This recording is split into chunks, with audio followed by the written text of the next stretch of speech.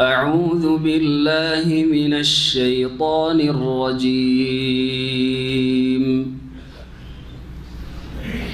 ألم تر إلى الذين خرجوا من ديارهم وهم ألوف حذر الموت فقال لهم الله موتوا ثم أحياهم إن الله لذو فضل على الناس ولكن أكثر الناس لا يشكرون. وقاتلوا في سبيل الله واعلموا أن الله سميع عليم. من ذا الذي يقرض الله قرضا حسنا فيضاعفه له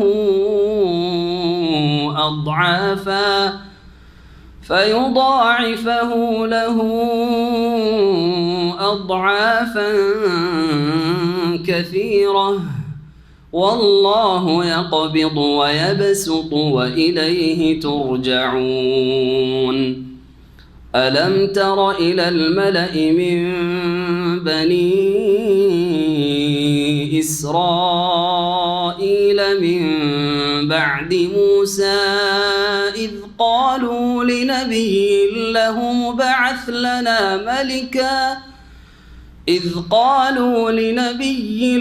مبعث لنا ملكا نقاتل في سبيل الله قال هل عسيتم إن كتب عليكم القتال ألا تقاتلوا قالوا وما لنا ألا نقاتل في سبيل الله وقد أخرجنا من ديارنا وأبنائنا فلما كتب عليهم القتال تولوا إلا قليلا منهم والله عليم بالظالمين.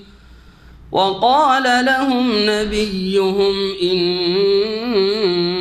الله قد بعث لكم طالوت ملكا قالوا أنى يكون له الملك علينا ونحن أحق بالملك منه ولم يؤت سعة من المال قال إن الله اصطفاه عليكم وزاده بسطة في العلم والجسم والله يؤتي ملكه من يشاء والله واسع عليم. وقال لهم نبيهم إن آية ملكه أن يأتيكم التابوت فيه سكينة من ربكم وبقية مما ترك آل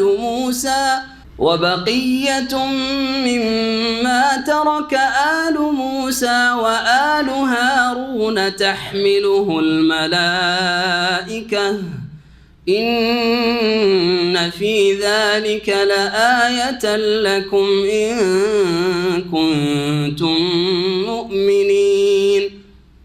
فلما فصل طالوت بالجنود قال إن الله مبتليكم بنهر فمن شرب منه فليس مني ومن لم يطعمه فإنه مني إلا من اغترف غرفة بيده فشربوا منه إلا قليلا منهم فلما جاوزه هو والذين آمنوا معه قالوا لا طاقة لنا اليوم بجالوت وجنوده قال الذين يظنون أنهم ملاقو الله كم من فئة فئة قليلة غلبت فئة كثيرة بإذن الله والله مع الصابرين ولما برزوا لجالوت وجنوده قالوا ربنا أفرغ علينا صبرا وثبت أقدامنا وانصرنا على القوم الكافرين فهزموهم بإذن الله وقتل داود جالوت وآتاه الله الملك والحكمة وعلمه مما يشاء ولولا دفع الله الناس بعضهم ببعض لفسدت الأرض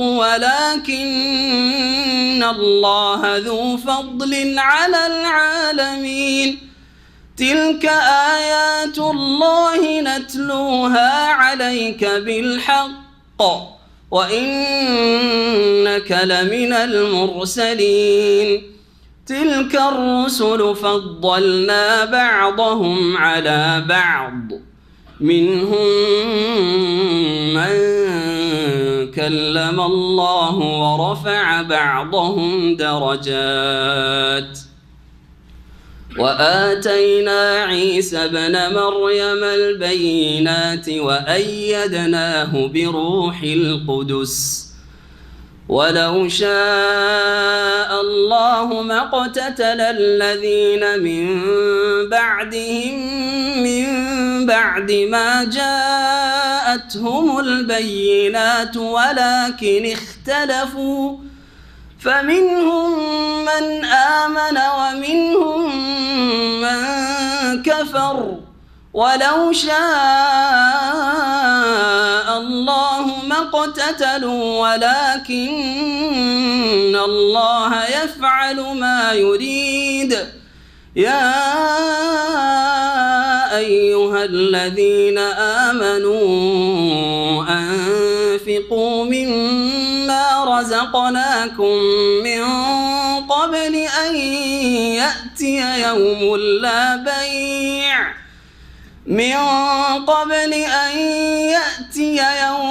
لا بيع فيه ولا خلة ولا شفاعة والكافرون هم الظالمون. السلام عليكم ورحمة الله وبركاته.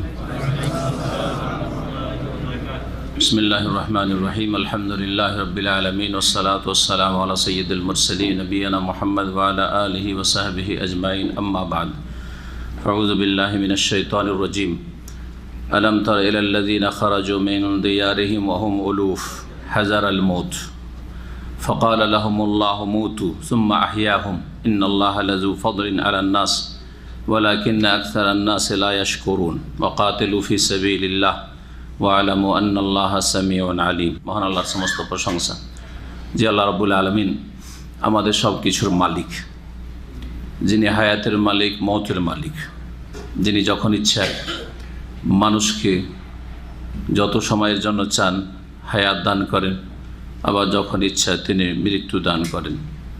আমাদের সকলকেই আল্লাহর কাছে ফিরে যেতে হবে, যেমন আমরা মহান আল্লাহর পক্ষ থেকে পৃথিবীতে এসেছি। সালাত এবং সালাম নাযিল প্রিয় মুহাম্মদ রাসূলুল্লাহ সাল্লাল্লাহু আলাইহি সাল্লামের উপর, যিনিও এক সময় জন্মগ্রহণ করেছেন, আবার এমন একটা সময় এসছে যখন তিনি মৃত্যুবরণ করেছেন। আমাদের তাফসীর সূরা বাকারার আয়াত নম্বর 243 থেকে আজকে শুরু হবে। আমাদের পর্ব হচ্ছে 22 নম্বর পর্ব।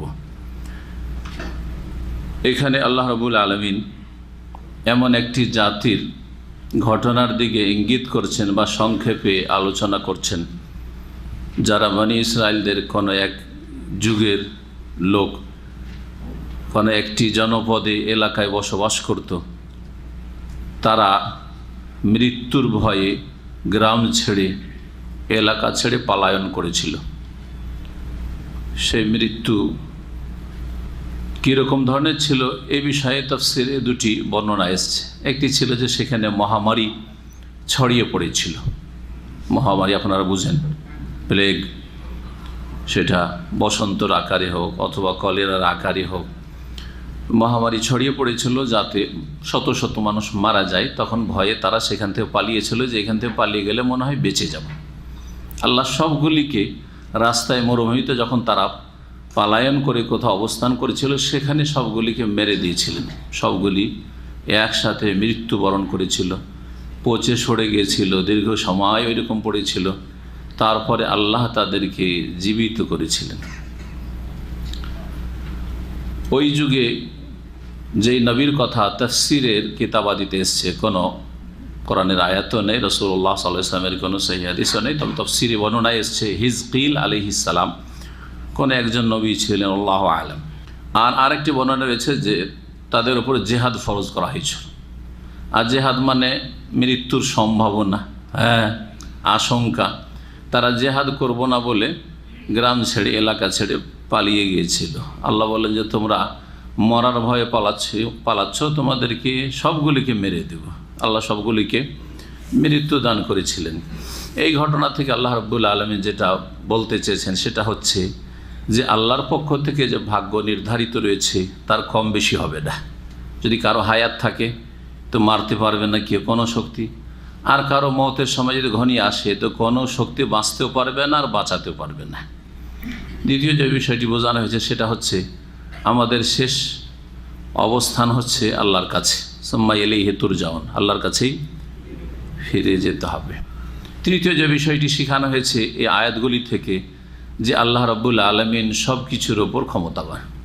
আল্লাহ সব কিছুই করতে পারেন, যখন ইচ্ছা হায়াত দান করতে পারেন, যখন ইচ্ছা মৃত্যু দান করতে পারেন, আবার মৃত্যুকে পুনর্জীবিত করতে পারেন।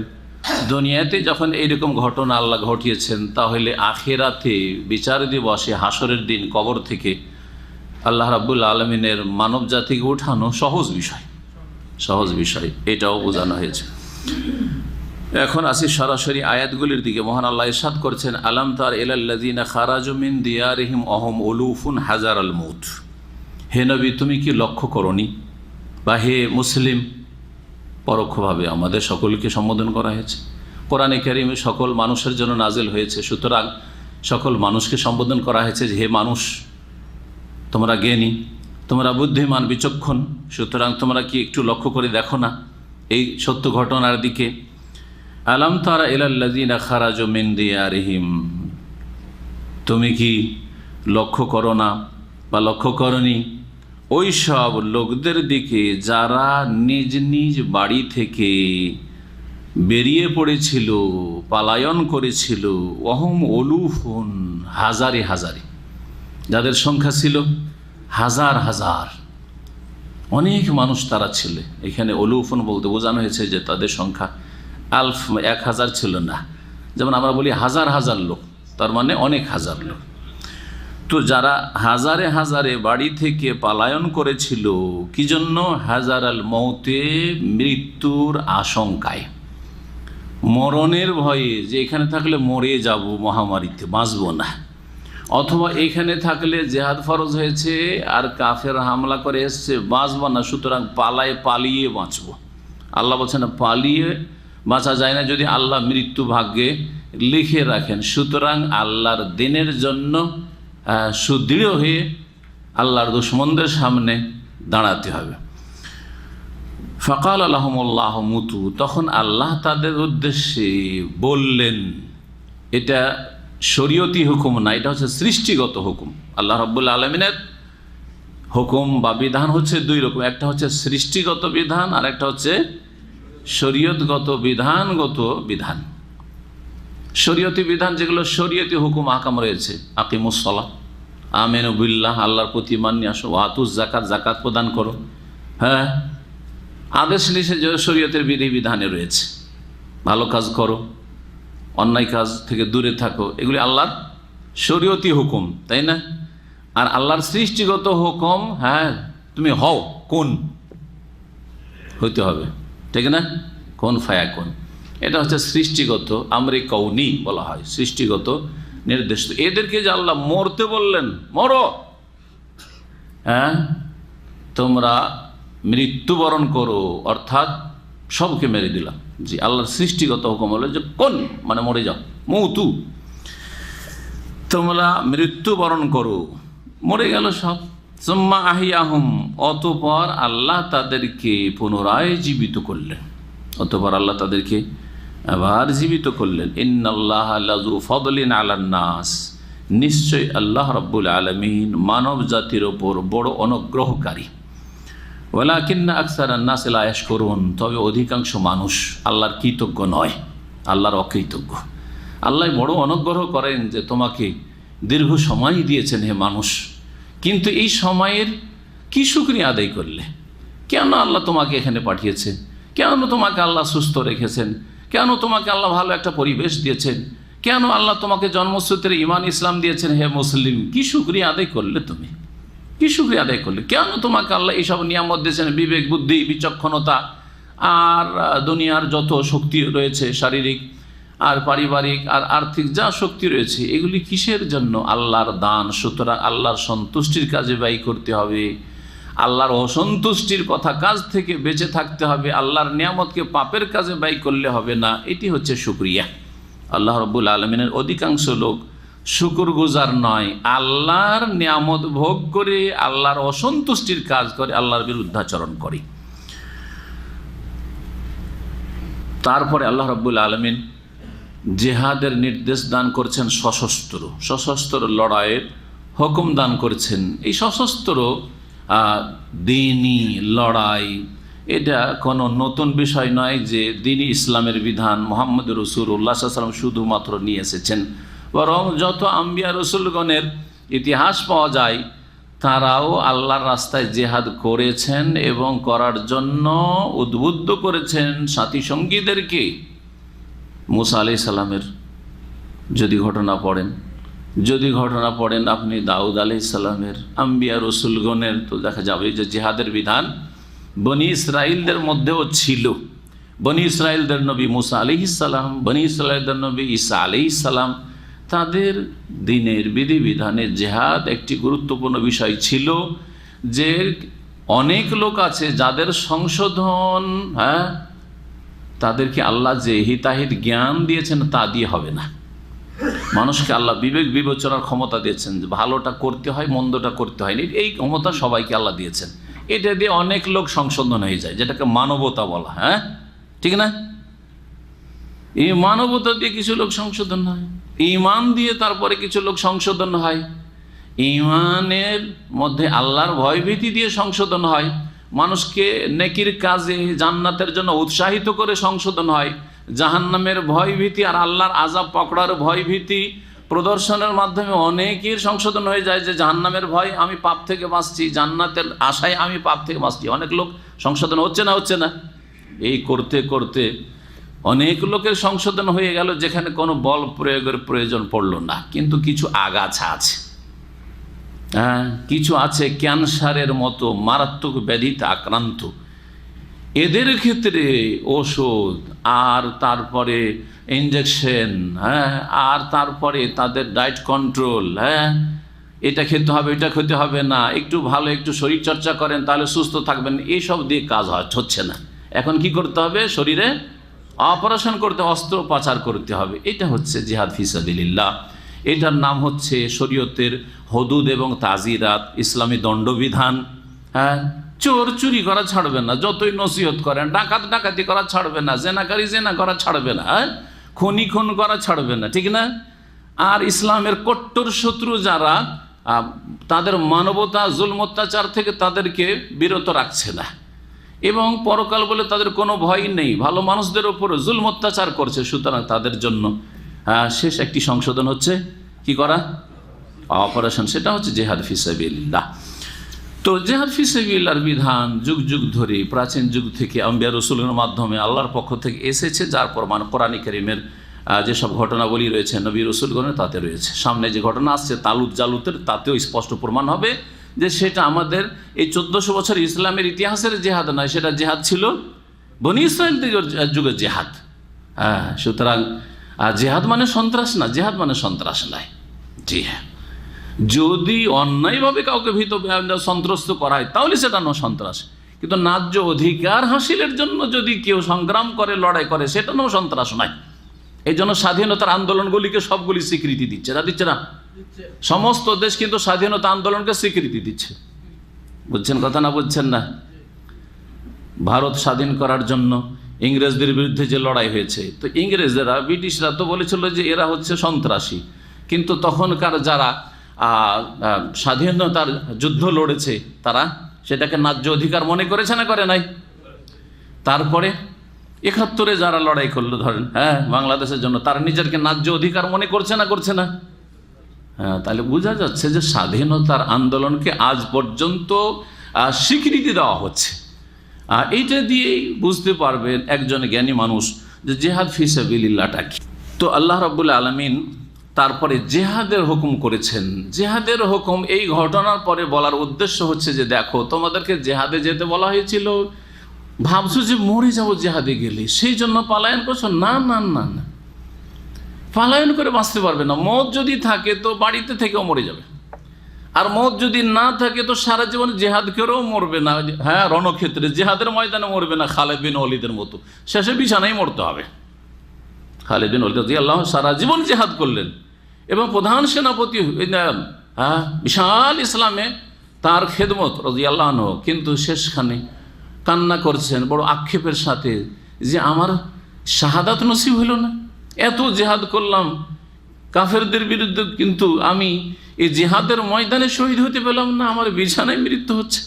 জি, তাহলে এর দ্বারা স্পষ্ট হচ্ছে যে মত যেখানে আছে সেখানে আপনাকে পৌঁছিতেই হবে, সেখান থেকে বাঁচতে পারবে। আইনামা তাকুনু ইউদরিকুমুল মাউত ওয়ালাউ কুনতুম ফি বুরুজিম মুশাইয়াদা। আল্লাহ বলছেন ওয়াকাতিলু ফি সাবিলিল্লাহ, আল্লাহর রাস্তায় তোমরা সশস্ত্র লড়াই করো, কিন্তু সেটা বিনা নেতৃত্বে না।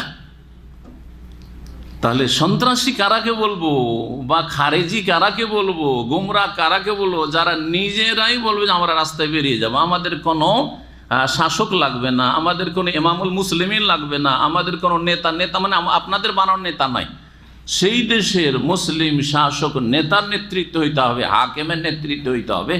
যেমন নবী করিম সাল্লাল্লাহু আলাইহি ওয়াসাল্লাম এই শর্ত সহিহ বুখারীতে যে বর্ণিত হাদিস তাতে বর্ণনা করেছেন স্পষ্ট। সুতরাং এমামত ছাড়া, এমামতে উজমা ছাড়া, অর্থাৎ মুসলিম শাসকের নেতৃত্ব ছাড়া কোনো জিহাদ নেই ইসলামে। ভালো করে শুনে রাখেন, 1400 বছর ইতিহাসে এরকম কোনো প্রমাণ নেই যে মুসলিম শাসকের নেতৃত্ব ছাড়া জিহাদ হয়েছে। আল্লাহ বলছেন সশস্ত্র তোমরা আল্লাহর রাস্তায় কি করো? লড়াই করো। ওয়ালামু, আর জেনে রাখো, আন্নাল্লাহ সামিউন আলিম, যে আল্লাহ সর্বশ্রোতা, সব কিছু শোনেন, আলিমুন সর্বজ্ঞ, সব কিছুই জানেন। এই যে ঘটনাটি এখানে সংক্ষেপে আল্লাহ বর্ণনা করলেন, এই সম্পর্কে যা তাফসীর ইবনে কাসিরে বর্ণিত হয়েছে একটু শোনাই দিই, যদিও সংক্ষেপে সেদিকে ইঙ্গিত করেছি। আব্দুল্লাহ বিন আব্বাস রাদিয়াল্লাহু তাআলা আনহুমা থেকে বর্ণিত তাফসীর ইবনে আবি হাতেমে রয়েছে, আরও বিভিন্ন তাফসীরে রয়েছে যে এরা এক জনপদে বাস করত, যেটা ওয়াসেত নামক শহর থেকে কিছু দূরে ছিল। ওয়াসেত নামক শহর থেকে কিছু দূরে ছিল ইরাকের। কানু আরবাত আলাফ, ইবনে আব্বাস রাদিয়াল্লাহু আনহু বলছেন এদের সংখ্যা ছিল 4000। খারাজু ফিরারাম মিনাত তাউন, এরা মহামারী থেকে যান বাঁচাবার জন্য গ্রাম থেকে পালায়ন করেছিল, বাড়ি ঘর ছেড়ে পালিয়ে গিয়েছিল। এই বলে যে নাতি আরদান লাইসা বিহা মওতুন, এমন এলাকায় বসবাস করব যেখানে মহামারী নেই, চলো ওই এলাকায় পালিয়ে যায়। হাত্তা ইযা কানা বি মাউদিন কাযা ওয়া কাযা, কোন একটি জায়গায় যখন তারা এই 4000 লোক পৌঁছিল, কালা লাহুম, আল্লাহ তাদের উদ্দেশ্যে বললেন, মুতু, তোমরা মৃত্যুবরণ করো। ফামাতু, সবগুলি মরে গেল, সব মরে গেল। ফামাররা আলাইহিম নাবিয়্যুম মিনাল আম্বিয়া, কোন একজন নবী ওই এলাকা দিয়ে অতিক্রম করলেন। দীর্ঘ সময় পার হওয়ার পরে এদের হাড় হাড্ডিগুলি পচে সরে একেবারে শুধু হাড় হাড্ডি সাদা হয়ে দেখা যাচ্ছে। আল্লাহর কাছে দোয়া করলেন, আইন ইউহইয়াহুম, যে আল্লাহ এদেরকে যেন জীবিত করে দেন। ফাহিয়াহুম, আল্লাহ তাদেরকে আবার জীবিত করে দিলেন।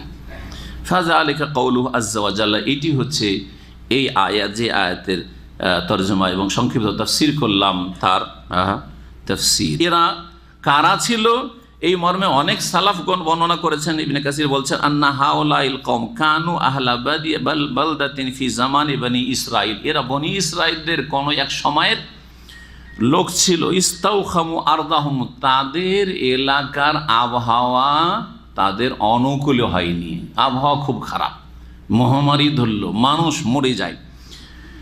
ওয়াসাবাহুম বিহা ওয়াবাউন শাদীদ, এই মহামারী যখন প্রচণ্ড আকার ধারণ করলো, ফাখারাজু ফিরারাম মিনাল মউত, মরণের ভয়ে তারা পলায়ন করেছিল মরুভূমিতে। হারিবিন আল বারিয়াতে বা বারিয়াত, ফানাজালু ওয়াদিয়ান আফিয়া, প্রশস্ত উপত্যকায় তারা অবস্থান করছিল।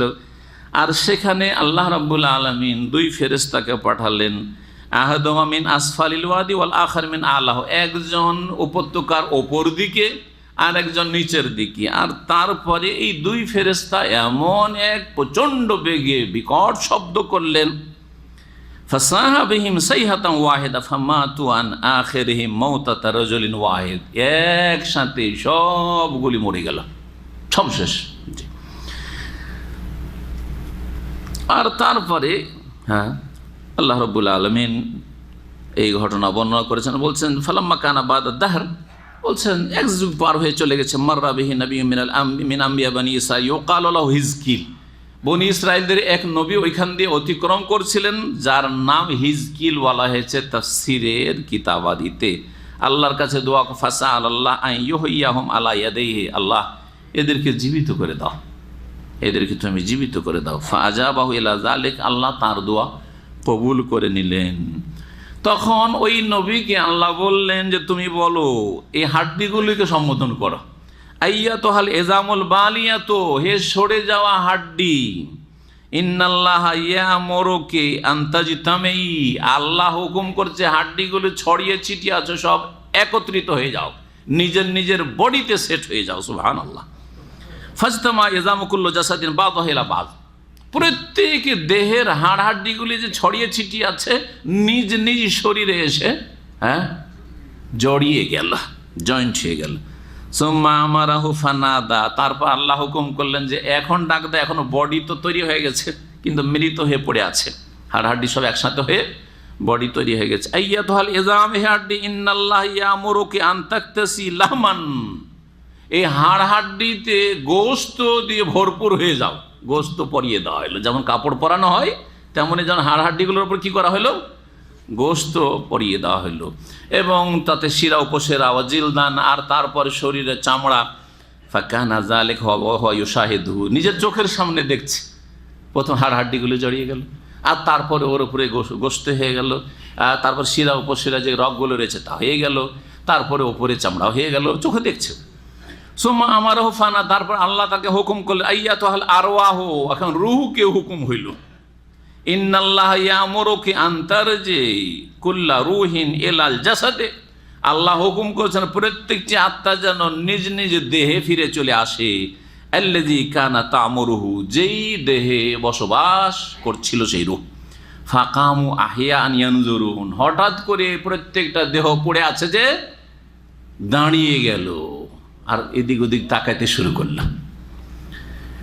ওয়াকাদ আহিয়াহুমুল্লাহ বাদা রাকাদাতিহিম তাওয়িলা, তাদের দীর্ঘ নিদ্রার পরে, মানে দীর্ঘ সময়ের মৃত্যুর পরে আল্লাহ তাদেরকে পুনরায় জীবন দান করলেন। ওয়াহুম ইয়াকুলুন, এরা আবার জীবিত হয়ে এই জীবন পেয়ে বলল, সুবহানাকা লা ইলাহা ইল্লা আন্ত, হে আল্লাহ তুমি পাক পবিত্র, তুমি সমস্ত রকমের দুর্বলতা আর ত্রুটি ঘাটতি থেকে মুক্ত, তোমার পবিত্রতা ঘোষণা করি, আর তোমার ছাড়া কোনো সত্য মাবুদ নেই। তাদেরকে যে জীবিত করা হয়েছে, ইবনে কাসির রহমতুল্লাহ বলছেন, আমি একটু আগে বললাম যে এতে আমাদের জন্য শিক্ষণীয় বিষয় রয়েছে এবং অকাট্য দলিল প্রমাণ রয়েছে আলা ওকুইল মাদিল জিসমানি ইয়াউমাল কিয়ামতে, যে কিয়ামতের দিনে সশরীরে আমাদেরকে হাসরের মাঠে হাজির করা হবে।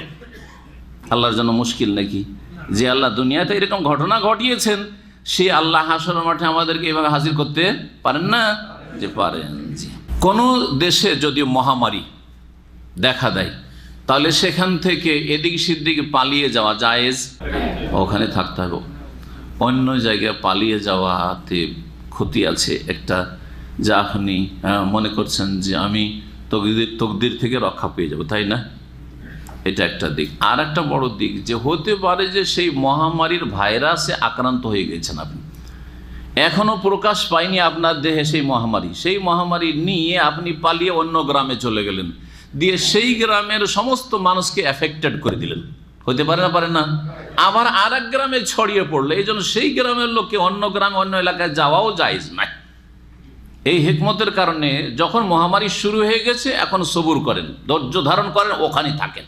আল্লাহ হায়াত রাখলে বাঁচবো, আর না হলে এখানে আমার মরণ থাকলে মরবো, কোথাও গিয়ে কারো ক্ষতি করবো না। তকদিরের প্রতি তখন বিশ্বাসকে মজবুত করতে হবে। কোনো এলাকায় মহামারী ছড়িয়ে পড়েছে, আপনি অন্য এলাকার লোক, আর আপনাকে ওখানে সফর করে যেতে হবে। ধরেন আপনি এখন দেশে যাচ্ছেন, আপনার গ্রামে ছুটি যাবেন, সৌদি আরবে আছেন এখানে প্রবাসে, আর হঠাৎ করে খবর পেলেন যে আমাদের এলাকায় মহামারী ছড়িয়ে পড়েছে, তো আপনি কি এই সময় ছুটি যাবেন? যাবেন না? যাবেন না? যাবেন না, যাবেন না। জি হ্যাঁ, এই যে কথাগুলি বললাম এই মর্মে নবী করিম সাল্লাল্লাহু আলাইহি ওয়াসাল্লাম একটি হাদিস রয়েছে। এই হাদিস বর্ণনাকারী আব্দুর রহমান বিন আউফ আশরায়ে মুবাশশারা একজন রাদিয়াল্লাহু আনহু। ওমর রাদিয়াল্লাহু তাআলা আনহু জামানে শাম দেশে মহামারী দেখা দিয়েছিল, শাম দেশে মহামারী দেখা দিয়েছিল। ওমর রাদিয়াল্লাহু তাআলা আনহু শাম দেশে যাচ্ছিলেন, সোরাক নামক একটি এলাকায় পৌঁছিলেন। তখন সেখানে বিভিন্ন মুজাহিদিনদের যে দল রয়েছে তাদের নেতৃস্থানীয় যারা সেনাপতি, তারা সাক্ষাৎ করল, আর তার মধ্যে ছিলেন আবু ওবায়দা ইবনুল জাররাহ এবং তার সাথী সঙ্গীরা। ফাখবারু, তারা বললেন আন্নাল ওয়াবা কাদ ওয়াকা বিশ-শাম, জানা ছিল না যে শাম দেশে মহামারী শুরু হয়েছে। আবু ওবায়দা ইবনুল জাররাহ বললেন যে দেখেন শাম দেশে আপনি যান না, রাস্তায় আছেন, এখান থেকে ফিরে যান, কারণ শাম দেশে মহামারী শুরু হয়ে গেছে। কিন্তু দ্বিধা দ্বন্দ্বে কিছু লোক বললো যে আমরা কি তকদির বিশ্বাস করি না, মহামারী শুরু হয়েছে তো কি হলো, আমরা ঢুকে পড়বো, যেখানে যাচ্ছি আমাদের টার্গেটে চলে যাব। আর একদল বললো না না, যাওয়া উচিত হবে না। এখন কোনটা করা যায়? হাদিস দলিল কিছু জানা ছিল না যে এই মর্মে আমাদের করণীয় শরীয়তের দৃষ্টিতে কি, যে এক জায়গায় মহামারী চলছে, খবর পেলাম, যাব না সফরকে স্থগিত করব। আব্দুর রহমান বিন আওফ রাদিয়াল্লাহু তাআলা আনহু ওই সময় কোনো কাজে দূরে ছিলেন, হঠাৎ করে কিছুক্ষণের মধ্যে তিনি এসে উপস্থিত হইলেন। ফাকাল, এসে বললেন ইন্না ইন্দি মিন হাজা ইলমান, এই সমস্যার সমাধানের ক্ষেত্রে আমার কাছে একটি হাদিসের জ্ঞান রয়েছে, ইলম রয়েছে।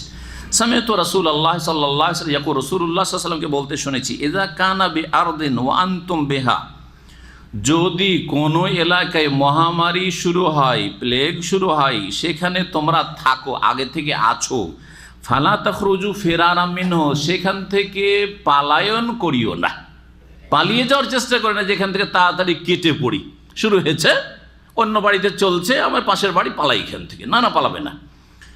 ওয়াইজা সামিতুম বিহি বিআরদিন ফালা তাকদামু আলাইহি, আর যদি কোনো এলাকায় মহামারীর কথা শুনতে পাওয়ার তুমি বাইরেই আছো, তাহলে সেই এলাকায় পদার্পণ করিও না, কদম রাখিও না, যেও না।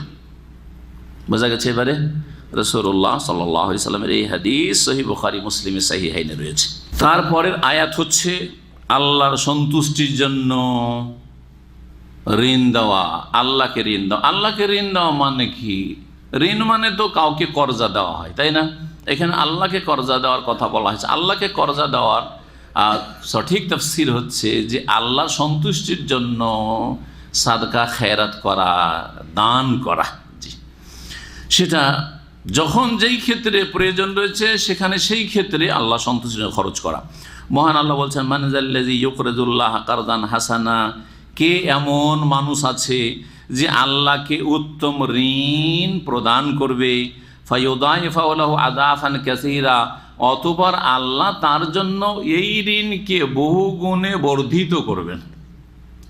আল্লাহ কি করবেন? বহু গুণ তার বিনিময়ে দান করবেন। দেখেন দুনিয়াতে 5 বছরে ডবল হবে সুদী ব্যাংকে, এই আশাতে কত মুসলিম যে এই কাবিরা গুনাহ আর সুদে ডুবে আছে, ফিক্সড ডিপোজিট করে, ঠিক কিনা? 5 বছরে গিয়ে ডবল হবে। হ্যাঁ, বছরে কত পার্সেন্টেজ? 4 থেকে নিয়ে 13-14% পর্যন্ত আমার যেটা জানা আছে ব্যাংক। এই 13-14 হইলেই 5 বছরে গিয়ে মোটামুটি ওই ওরা বলে যে আমরা ডবল আপনাকে দিয়ে দেবো। এগুলো হচ্ছে ফিক্সড ডিপোজিট, সুদি সিস্টেম, সুদি ব্যাংকের, যেটা হারাম এবং মুসলিমের সেখানে কোনো রকম অংশ নেওয়াও জায়েজ নাই। আল্লাহ রাব্বুল সুদখোর এবং সুদের বিরুদ্ধে যুদ্ধের ঘোষণা করেছেন। রাসূলুল্লাহ সাল্লাল্লাহু আলাইহি ওয়াসাল্লামকে যুদ্ধের ঘোষণার কথা বলেছেন, ফাআযানু বিহারবি মিনাল্লাহি ওয়া রাসূলি। আল্লাহর গজবের যদি ঘোষণা হয়, রাসূলুল্লাহ সাল্লাল্লাহু আলাইহি ওয়াসাল্লামকে যদি বলা হয় যে যুদ্ধের ঘোষণা সুদখোরদের বিরুদ্ধে, সুদের বিরুদ্ধে, তাহলে কত বড় এটি গজবের কাজ। অথচ আপনি যদি সাদকা খেরাত করেন বহু গুণে, কমপক্ষে একে কয় গুণ করবেন? 10। সে 10টা কত হইতে পারে? 100 হইতে পারে। আবার সেটা কত হইতে পারে? 700 পর্যন্ত হইতে পারে। তাতেই সীমাবদ্ধ নাই, হ্যাঁ, আরো বেশি হইতে। আল্লাহু ইউদাইফু লিমান ইয়াশা ওয়াল্লাহু ওয়াসিউন আলিম। এর চাইতে বেশি বহু গুণে বর্ধিত হইতে পারে। তাই আল্লাহ বলছেন আল্লাহু ইয়াকবিজু ওয়া ইয়াবসুতু। আর মানুষ যারা দান করে না, কৃপণতা করে, ওরা কি চিন্তা করে যে দান করলে কমে যাবে, তাই না? আরে তোমার হাতে নেই টাকা পয়সা। আল্লাহু ইয়াকবিজু, আল্লাহ রুজিকে সংকুচিত করেন, যখন চান টেনে নেন, অভাব দিয়ে দেন। ওয়া ইয়াবসুতু, আর আল্লাহ যখন ইচ্ছা করেন কি করেন? রুজিকে প্রশস্ত করেন, প্রশস্ত করেন।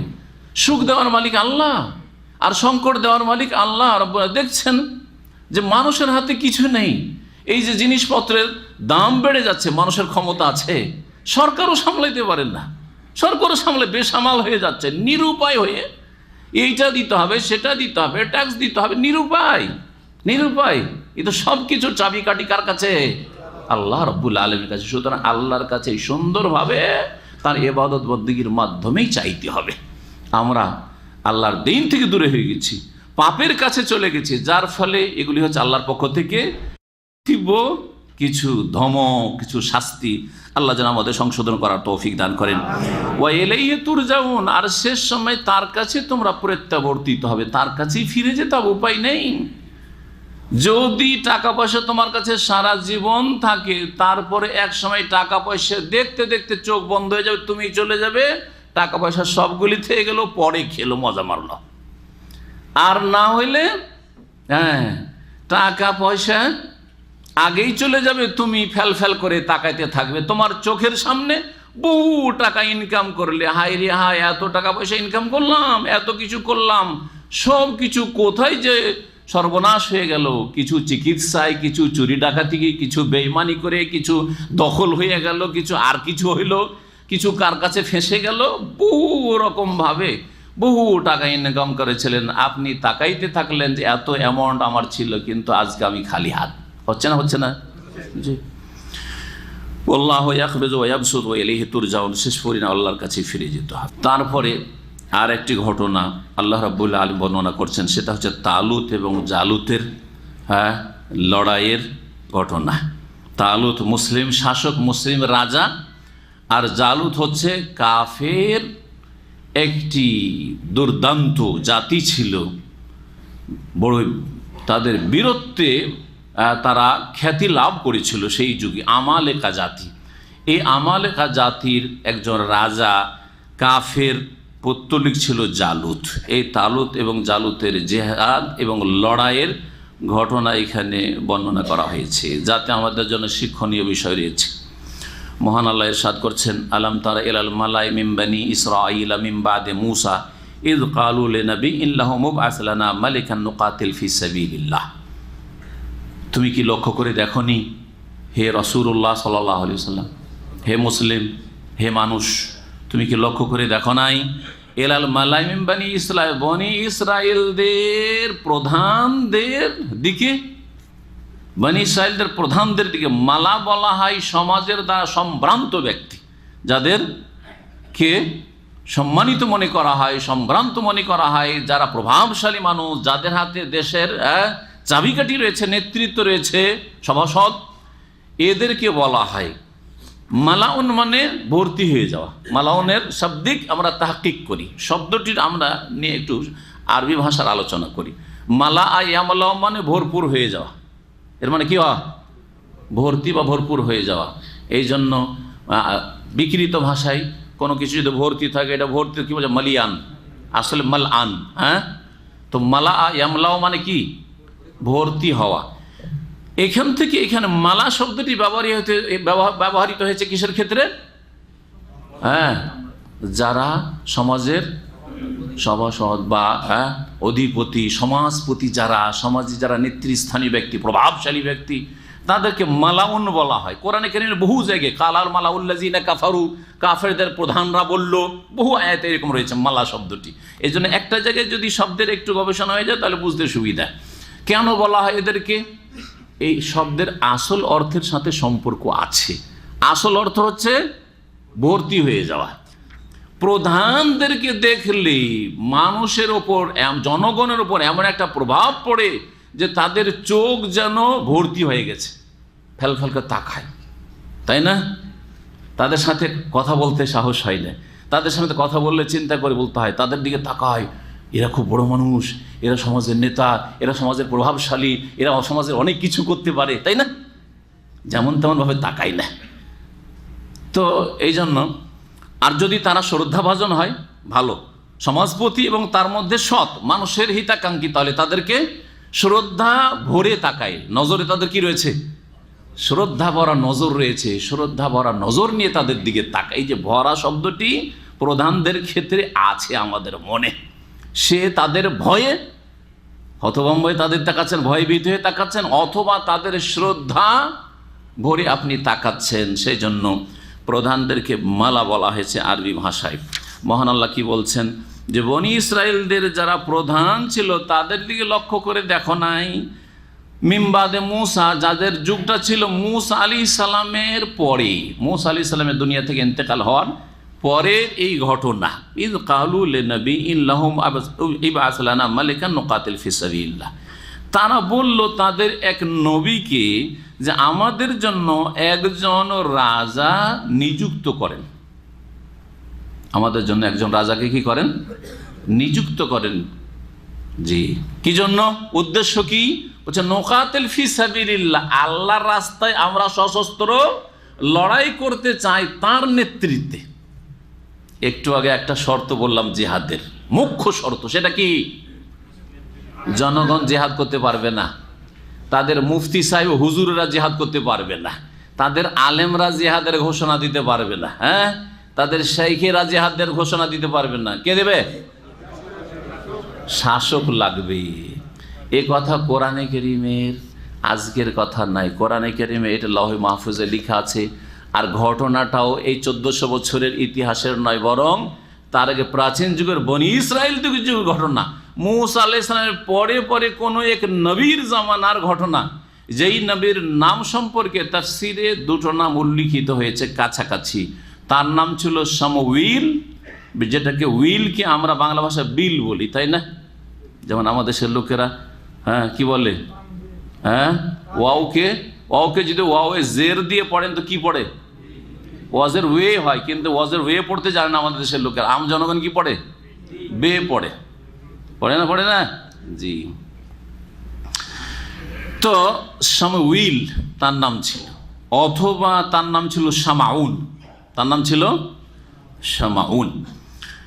আল্লাহু আ'লাম। এগুলো হচ্ছে তাফসিরের রিওয়ায়াত নামগুলি, কিন্তু ঘটনা এই যে যতটা কোরআনে কারীমে বর্ণনা করা হয়েছে ততটা আমাদের কাছে কোরআনে কারীমের আয়াত দ্বারা প্রমাণিত। বাকি অতিরিক্ত যেগুলো তাফসির কিতাবে রয়েছে আল্লাহ ভালো জানেন সেগুলি সম্পর্কে, তবে তাফসিরের সেগুলি বর্ণনা। এই আয়াত দ্বারা স্পষ্ট যে বিষয়টি হলো সেটা কি, যে সশস্ত্র লড়াইয়ের জন্য কি লাগবে? একজন কি লাগবে? শাসক। সেই শাসক খলিফা হওয়া জরুরি। খলিফা অর্থাৎ খেলাফত যেটাকে বলা হচ্ছে, যে যেমন আবু বকর, ওমর, ওসমান, আলী রাদিয়াল্লাহু তাআলা 4 খলিফা। খেলাফতে রাশেদার মতো খেলাফতি হইতে হবে না? রাজা হইলেও চলতে পারে, রাজতন্ত্র হলেও চলতে পারে। কেন? ভালো করে কোরআন বুঝেন। আর অন্তরকে বাঁকা করে দিয়েছে বিভ্রান্তিকর লিখনি এক শ্রেণীর গুমরাহদের, অথবা বিভ্রান্তিকর বক্তব্য এক শ্রেণীর গুমরাহদের। সেই জন্য অন্তর বাঁকা হয়েছে, একটু সোজা করেন। কোরআনে আল্লাহ কথা বলেননি ইবআস লানা খলিফাতান, বলেছেন? যাতে করে এটা বুঝেন যে যদি মালিক রাজতন্ত্র সূত্রেও যদি কেউ রাজাও হয়, আর রাজা যদি স্বৈরাচারী না হয়, এই রাজার মাধ্যমেও যদি ইসলামের কাজ হয়, তাহলে রাজার নেতৃত্বেও কি করতে হবে? জিহাদ ফি সাবিলিল্লাহর প্রয়োজন হলে আর হুকুম হলে করতে হবে।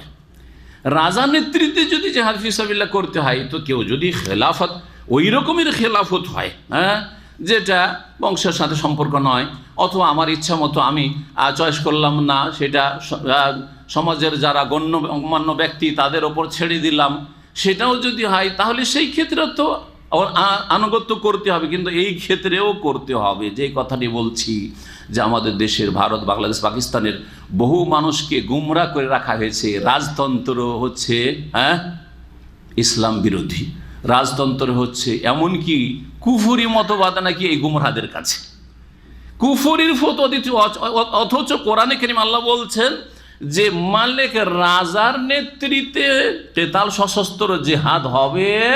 এই জন্য রাজা চাইছেন নবীর কাছে যে আমাদেরকে একজন রাজা দেন, যে রাজার নেতৃত্বে আমরা নোকাতেল ফি সাবিলিল্লাহ। কথা বোঝা গেছে না? যায় নাই?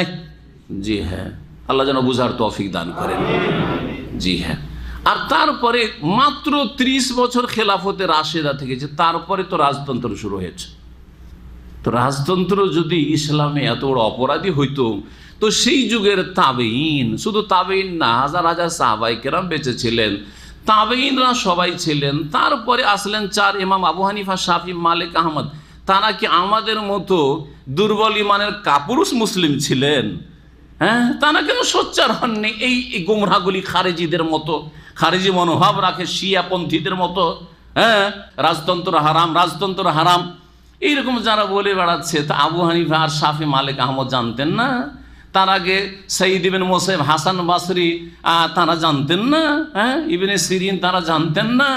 আর তার আগে সাহাবায়ে কেরাম হাজার হাজার সেই যুগে বেঁচে, তারা জানতেন না যে রাজতন্ত্র হারাম? সুতরাং কি করে আলী রাদিয়াল্লাহু তাআলা পরে মুআবিয়া আসলেন, মুআবিয়ার পর থেকে তো পুরোটা রাদিয়াল্লাহু আনহু, তারপরে সব তো রাজতন্ত্রই চলছে। উমাইয়া বংশে 132 হিজরি পর্যন্ত চললো। আবার 132 হিজরির পরে শুরু হলো আব্বাসী বংশে, শুরু হলো আব্বাস রাদিয়াল্লাহু আনহুর বংশে শুরু হলো, তো 656 পর্যন্ত চলতেই থাকলো। আর তারপরে যতগুলি মুসলিম শাসক আসো সবগুলি বংশ সূত্রেই রাজা হতে থাকলো। এমনকি মোগলরাও ভারত 700-800 বছর থেকে গেল, সবগুলি বংশ পরম্পরা তারা সব রাজাই ছিল, কেউ খলিফা ছিল নাকি? তাহলে কি ভারতের এত বড় আলেম বাদশাহ আওরঙ্গজেব, আলমগীর, আর এইরকম শাহ ওলিউল্লাহ মুহাদ্দিস দেহলভি, আর এইরকম বড় বড় মুহাদ্দিস আব্দুল হক মুহাদ্দিস দেহলভি, আরও বড় বড় আইম্মায়ে কেরামরা, ওলামারা ভারতে পয়দা হয়েছেন, তারা সব কি কাপুরুষ ছিলেন না দুর্বল ইমানের লোক ছিলেন? হ্যাঁ, না ইমানচোর ছিলেন, হক কথা বলেননি তারা? আউযুবিল্লাহ। সুতরাং এসব গুমরাহদের থেকে বেঁচে থাকবেন যারা শুধু রাজতন্ত্রের বিরুদ্ধে। কারণ আসল হচ্ছে কি, তাদের শত্রুতা আছে সৌদি আরবের সাথে। এই সেম রাজতন্ত্র যদি কাতারে চলে, কোনোদিন তার বিরুদ্ধে বলে না। শুনেছেন কোনোদিন বলেছে? সেম রাজতন্ত্র যদি অন্য কোনো দেশে চলে, কোনোদিন তাদের বিরুদ্ধে বলেন না। যত তাদের রাগঝাল কার ওপর? সৌদি আরবের। কারণ এখানে মিলাদ করতে পারে না, এখানে কিয়াম করতে পারে না, এখানে শবে বরাত করতে পারে না, এখানে শবে মেরাজ করতে পারে না, এখানে পীর মুরিদি ব্যবসা চালাতে পারে না, এখানে কবর মাজারের ব্যবসা চালাতে পারে না। এখানে তাদের এই ষড়যন্ত্র করে আমরা নেতৃত্ব হাতে নেব, এইসব করতে পারে না। যে সব কাজ হচ্ছে এইসব গুমরাহ খারেজিদের। কথা বোঝা গেছে? যার ফলে এরা শুধু সৌদি আরবের সাথে দুশ্মনী রাখে, বাকি সবগুলি তাদের বন্ধু। জি, আল্লাহ রাব্বুল আলামিন যেন আমাদেরকে হেদায়েতের পথে রাখেন, আর এই গুমরাহগুলির অনিষ্ট থেকে কোরআন সুন্নাহর অনুসারীদেরকে বাঁচিয়ে রাখেন। এখন আসেন, ঘটনা বলছি আস্তে আস্তে, কোরআন কারীমে যতটা আছে আর তার সাথে তাফসীর থেকে কিছুটা পড়ার চেষ্টা করব। আল্লাহ বলছেন যে এই বনি ইসরাইলদের যারা প্রধানরা ছিল, এরা বলল নবীকে, শামাউন বা শামউইল আলাইহিস সালামকে, ইবআস লানা মালিকান, আমাদের জন্য একজন রাজা নিযুক্ত করেন। আপনি তো নবী, আমাদের জন্য কি করেন? রাজা নিযুক্ত করেন। এর দ্বারা আরো বোঝা গেল যে নবী থাকতেও রাজা চাওয়া তাদের অন্যায় হয়েছে নাকি? তাহলে কেউ তো বলতে পারে, আরে নবী আছে তো নবীর নেতৃত্বে জিহাদ করবে। তাহলে বোঝা গেল যে এইটাও আবশ্যক না, যে আলেম থাকলে আলেমকেই বড় ধরেন দেশের আলেমকেও, ওই আলেমকেই নেতা বানাইতে হবে আর শাসক বানাইতে, সেটাও জরুরি না? যেখানে নবী থাকতে রাজা চাওয়া হচ্ছে, তাহলে আলেম থাকতে যদি রাজা চাওয়া হয় তো সেটা কোনো দোষের কথা হইল নাকি? কোরআন শুধু পড়লে হবে না, আর হেফজো করলে হবে না, মুখস্থ করলে হবে না, আর তেলাওয়াত করে খতম করলে হবে না, আর তরজমা পড়ে ছেড়ে দিলে হবে না, একটু গভীরভাবে চিন্তা করতে হবে। আফালা ইয়াতাদাব্বারুন আল কোরআন, তারা কি কোরআন নিয়ে গভীরভাবে চিন্তা করে দেখে না?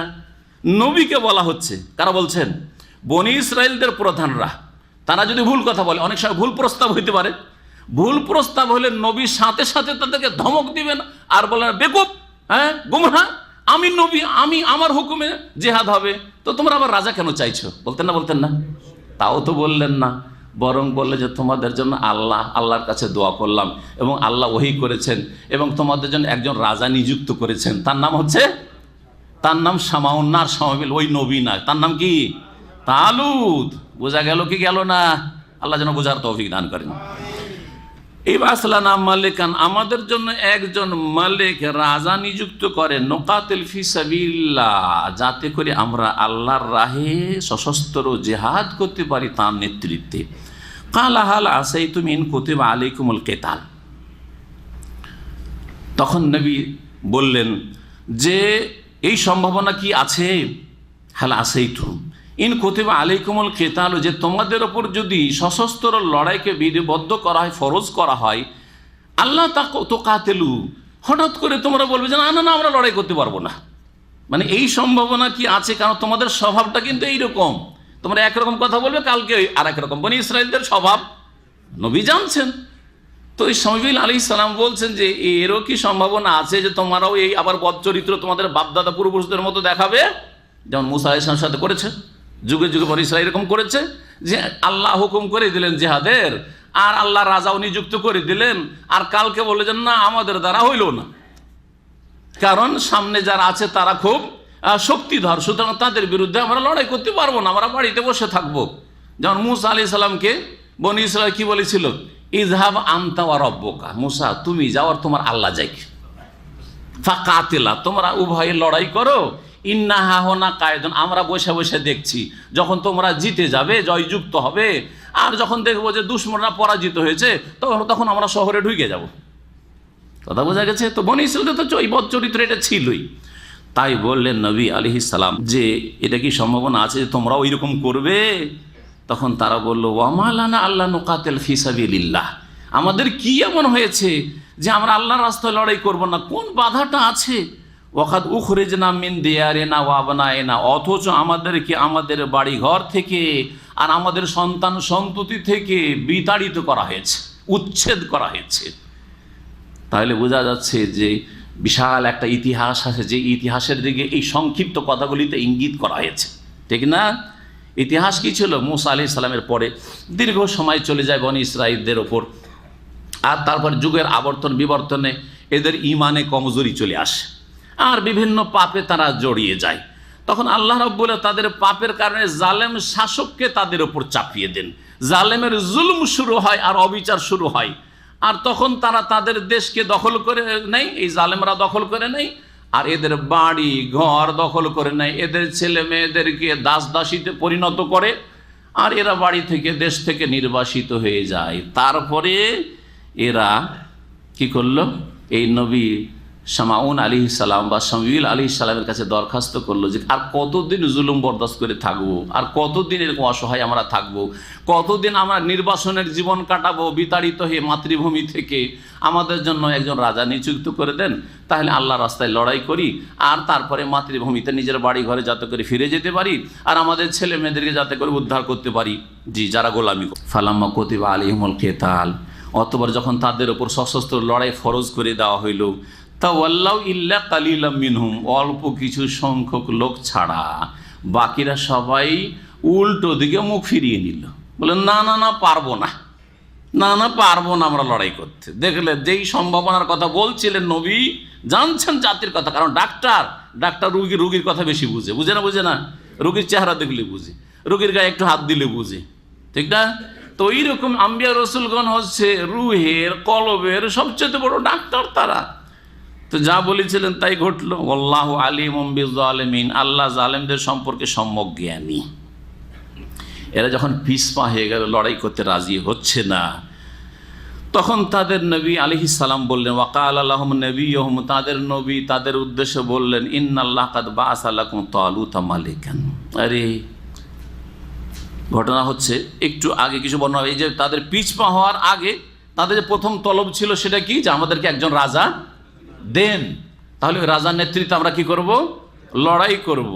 তো নবী তখন বললেন, আল্লাহর কাছে দোয়া করার পরে আল্লাহ ওহী করলেন যে ঠিক আছে, তাদের মাঝে একজন যুবক আছে, শরীরে খুব শক্তি তার, আর বডি তার সুঠাম, আর তার বিদ্যা বুদ্ধি তো সে সবচাইতে শ্রেষ্ঠ তাদের সমাজে, তাকে আমি রাজা বানালাম, তুমি তাদেরকে বলে দাও যে আল্লাহর পক্ষ থেকে রাজা নিযুক্ত করা হয়েছে কাকে, তালুতকে। ওয়াকাল আল্লাহুম নবিয়ুহুম, তাদের নবী বললেন, ইন্নাল্লাহ কাদ বাআসা লাকুম তালুতা মালিকান, নিশ্চয় আল্লাহ রাব্বুল আলামিন তালুতকে তোমাদের উদ্দেশ্যে রাজা নিযুক্ত করেছেন। কালু, তখন তারা বলল, আন্না ইয়াকুনু লাহুল মুলকু আলাইনা, আমাদের ওপর তার কি করে রাজত্ব হইতে পারে? আরে সে কি করে রাজা হইতে পারে? আমরা হচ্ছি শ্রেষ্ঠ বংশের, আমরা হচ্ছি সমাজপতি, আমরা হচ্ছি ধনী, হ্যাঁ, আমরা হচ্ছি বিচক্ষণ ইত্যাদি বলে অহংকার প্রদর্শন করলো। বলে না না, এই যুবক, এখনো যুবক পোলাপান, একে আবার রাজা বানানো হইলো কি করে? অনেকের এইসব কথা আছে না নেই? হ্যাঁ, এর বয়স তো মাত্র 30-35, কি করে রাজা হইতে পারে? আরে আপনাকে এইসব কে বলতে বলেছে? হ্যাঁ, এইসব আপনার বললে লাভটা কি? আপনার নিজের লাভ আছে না কারো লাভ করে দিতে পারছেন? তো এই যে মন্তব্য মানুষের করে কোনো লাভ নেই। মিন হুসনে ইসলামিল মারই তারকুহু মা লা ইয়ানি, নবী করিম সাল্লাল্লাহু আলাইহি ওয়াসাল্লাম বলেছেন, মানুষের ইসলামের সৌন্দর্য হচ্ছে যাতে আপনার দিন দুনিয়ার কোনো লাভ নেই সেটা পরিত্যাগ করা। আমরা মন্তব্য করতে খুব পটু, ঠিক না? কিন্তু এই মন্তব্য দিয়ে দুনিয়ার যদি একটা রিয়াল হাসিল হয়, হালাল রুজি, তাও একটা ভালো, অথবা একটা নেকি যদি আখেরাতের কাজে আসে, আমল নামায় আসে, তাও একটা ভালো, আনি সেটা, এটা সার্থক। কিন্তু না একটা নেকি হলো আর না একটা হালাল রিয়াল হলো, তাহলে এরকম মন্তব্য করে লাভ কি? এরকম স্ট্যাটাস দিয়ে লাভ কি? এইরকম ফেসবুকে আর হোয়াটসঅ্যাপে আর এতে শেয়ার করে লাভ কি? আপনার লাভ আছে? ফিতনার যুগে বেঁচে থাকুন, এসব ফিতনাতে কোনো লাভ নেই। নিজের রুজির সংরক্ষণ করেন, হালাল রুজির ফিকির করেন, আর আখেরাতের সম্বল নেকির ফিকির করেন, গুনাহ কমাবার ফিকির করেন, যে পাপের বোঝা আছে, পাপের বোঝা নামাবার ফিকির করেন। বলছেন আল্লাহ রাব্বুল আলামিন যে ওরা বলল, ওই জাতি, আন্না ইয়াকুনু লাহুল মুলকু আলাইনা, আমাদের ওপর তার রাজত্ব কি করে হইতে পারে? ওয়া নাহনু আহাক্কু বিল মুলকি মিনহু, অথচ আমরা তার চাইতে বেশি রাজত্বের অধিকারী, আমরা বেশি হক রাখি। ওয়ালাম ইউতা সাআতাম মিনাল মাল, আর তাকে ধন সম্পদের প্রাচুর্য দেওয়া হয়নি। তাহলে এই জাতির, বনি ইসরায়েলদের একটা ধারণা ছিল, যার কাছে বেশি পয়সা আছে সে রাজা হবে, যে বেশি ধনাঢ্য, ধনকুব যে বেশি, সে কি হবে? দেশের শাসক হবে। কথাটা ভুল। পয়সা দিয়ে কাছের মানুষের সাথে পরিচিত হওয়া যায়, সারা দুনিয়ার মানুষের সাথে পরিচিত হওয়া যায় না, কিন্তু এলেম দিয়ে সারা বিশ্ববাসীর কাছে পরিচিত হওয়া যায়। এই এলেমে আর পয়সাতে, এলম আর মালে পার্থক্য। আমার কথাটা বুঝছেন না? বুঝছেন না? যদি খুব পয়সাওয়ালা হন, কে চেনে আপনাকে? আপনার এলাকার লোক, থানার লোক, ডিস্ট্রিক্টের লোক, না বাংলাদেশের লোক চেনে যে আমাদের দেশে খুব ধনী, ঠিক না? বাকি কে চেনে? তারপরে বহু শত্রু আপনার আছে, হিংসা বিদ্বেষ আছে। কিসের জন্য? যে আপনার পয়সা থেকে ভোগ করতে পায় না, সেই আছে না? নেই? যদি খাওয়ান, নুন খাওয়ান, তাহলে গুণ গাইবে, না হইলে আপনার দুশ্মন আপনার বাড়ি ডাকাতি করার চেষ্টা করবে, তাই না? কিন্তু এলেমের দ্বারা যদি আপনি শ্রেষ্ঠত্ব প্রমাণ করতে পারেন, এলেমের দ্বারা যদি আপনি বিস্তার লাভ করতে পারেন মানুষের মাঝে, তাহলে এলেমের চর্চা আপনার সারা দুনিয়ায় হবে, এবং এলেম থেকে কেউ ডাকাতি করার চেষ্টা করবে না, বরং উপকৃত হওয়ার চেষ্টা করবে। যে এর এলেম থেকে, সে দুনিয়ার এলেম হোক আর দিনের এলেম, এর কাছ থেকে কিছু শিখি, এর কাছে কিছু টেকনোলজি আছে, এর কাছ থেকে শিখি, অথবা এর কাছে কি কোরআন সুন্নাহর এলম আছে, তার কাছ থেকে কিছু শিখি, এর কাছে কিছু বিদ্যা বুদ্ধি আছে, তাদের থেকে আমরা উপকৃত হই। শত্রুতা করবে না, শত্রুতা করে কিছু লাভও নাই। এলেম কেড়ে ডাকাতি করার নাই, যে মাল টাকা পয়সার মতো ডাকাতি করে রাতের অন্ধকারে নিয়ে যাবে, ঠিক না? ও এসে বসতে হবে, শিখতে হবে, তাহলে এলেম পাওয়া যাবে। বোঝা গেছে না? জি হ্যাঁ। তো এলেম বাড়াবার চেষ্টা করেন, আর মাল যতটা ভাগ্যে আছে আসবে, সামান্য চেষ্টা করলেই হয় দুনিয়া চলার জন্য। তো এই লোকেরা ভেবেছিল যে আমাদের কাছে পয়সা বেশি, আমরা রাজা হইলাম না। আর এই নবী কি করলো রে, একটা গরিব মানুষকে রাজা বানিয়ে দিল। গরিব মানুষ, সেই জন্য ওকে রাজা হইতে দেবে না এরা। কালা, তখন নবী বললেন, ইন্নাল্লাহ ইস্তাফাহু আলাইকুম, আল্লাহ তাকে তোমাদের জন্য মনোনীত করেছেন। আল্লাহ বাছাই করেছেন যে তালুত রাজা হবে, তোমরা কেউ রাজা হবে না। ওয়াজাদাহু বাসতাতান ফিল ইলমি ওয়াল জিসমে, কিসের ভিত্তিতে রাজা নির্ধারণ করলেন? কেন আল্লাহ বেশি পয়সাওয়ালাকে, ধনাঢ্যকে রাজা বানাইলেন না? এই লোককে কেন রাজা বানালেন, একটা যুবক মানুষকে? বলছেন আল্লাহ তাকে সমৃদ্ধ করেছেন। ওয়াজাদাহু, আল্লাহ তাকে সমৃদ্ধ করেছেন। জাবাস্তা ফিল ইলমে, কিসের ক্ষেত্রে? জ্ঞানের ক্ষেত্রে, বিদ্যার ক্ষেত্রে। ওয়াল জিসমে, আর দৈহিক শক্তির ক্ষেত্রে। কারণ দেশ পরিচালনার জন্য যেমন বিচক্ষণতা, বিদ্যা, বুদ্ধি লাগবে, তেমন শরীরে বাহাদুরি লাগবে, সাহস লাগবে। যে কোনো দুশ্মনের বিরুদ্ধে ডেটে দাঁড়াইতে হবে, এই সাহস লাগবে। সাহস না হলে দেশ চালানো যায় না। জি হ্যাঁ, যার ফলে এই দুটো গুণ যখন আছে এর মধ্যে সবচেয়ে বেশি, তখন রাজা হওয়ার হককে রাখে, এই তালুত রাখে, তোমরা কেউ রাখো না। আল্লাহু ইউতি মুলকাহু মাইয়াশা, আর আল্লাহ যাকে চান তার রাজত্ব দিয়ে থাকেন। আল্লাহু ওয়াসিউন আলিম, আল্লাহ প্রাচুর্যময় এবং আল্লাহ সর্বজ্ঞ, সব কিছু জানেন। তারপরে মাঝখানে একটু কথা আছে, সংক্ষেপ করে দিয়ে আল্লাহ রাব্বুল আলামিন একটু আগে থেকে বয়ান করছেন। মাঝখানে কি আছে? ওরা চ্যালেঞ্জ করলো যে ঠিক আছে, আপনি বলছেন তো, এই আল্লাহ যে নিযুক্ত করেছেন এই তালুতকে রাজা, এর কোনো দলিল প্রমাণ আছে না? আপনার মৌখিক কথা বিশ্বাস করব? দেখেন কত বেয়াদব বনি ইসরাইলরা, নবীর কথা, মৌখিক কথা বিশ্বাস করবে না। নবীর মৌখিক কথা, অথচ নবীর কথা দলিল। নবীর কথা হচ্ছে দলিল, আল্লাহর পক্ষ থেকে ওহী আসছে। না না, আপনি কিছু দলিল প্রমাণ, নিদর্শন, আলামত দেখান। যদি কিছু মুজিজা দেখাইতে পারেন, হ্যাঁ, তাহলে আমরা মেনে নেব যে হ্যাঁ, আল্লাহ আসলে হুকুম করেছেন যে তালুতি রাজা হবে, আর কেউ রাজা হবে না।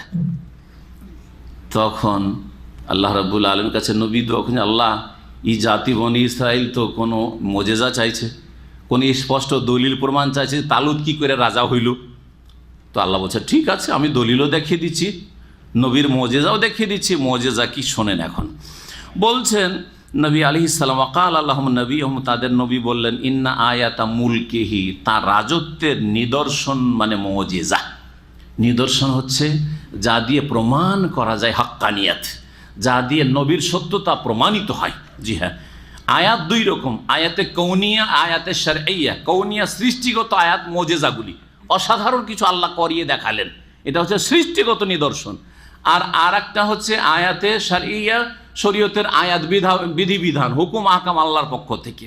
অনেক সময় হুকুম আহকাম মানতে রাজি হয় না, তখন আল্লাহ অসাধারণ কিছু নবী রসুলগণকে দিয়েছেন, তাতে ওরা কি হয়েছে? সোজা হয়েছে। জাদুঘররা তো জানছিল শরীয়তের হুকুম, মুসা আলাইহিস সালাম যে কি বলছেন শরীয়তের বিধিবিধানের কথা জানছিল, কিন্তু মানতে রাজি হচ্ছিল।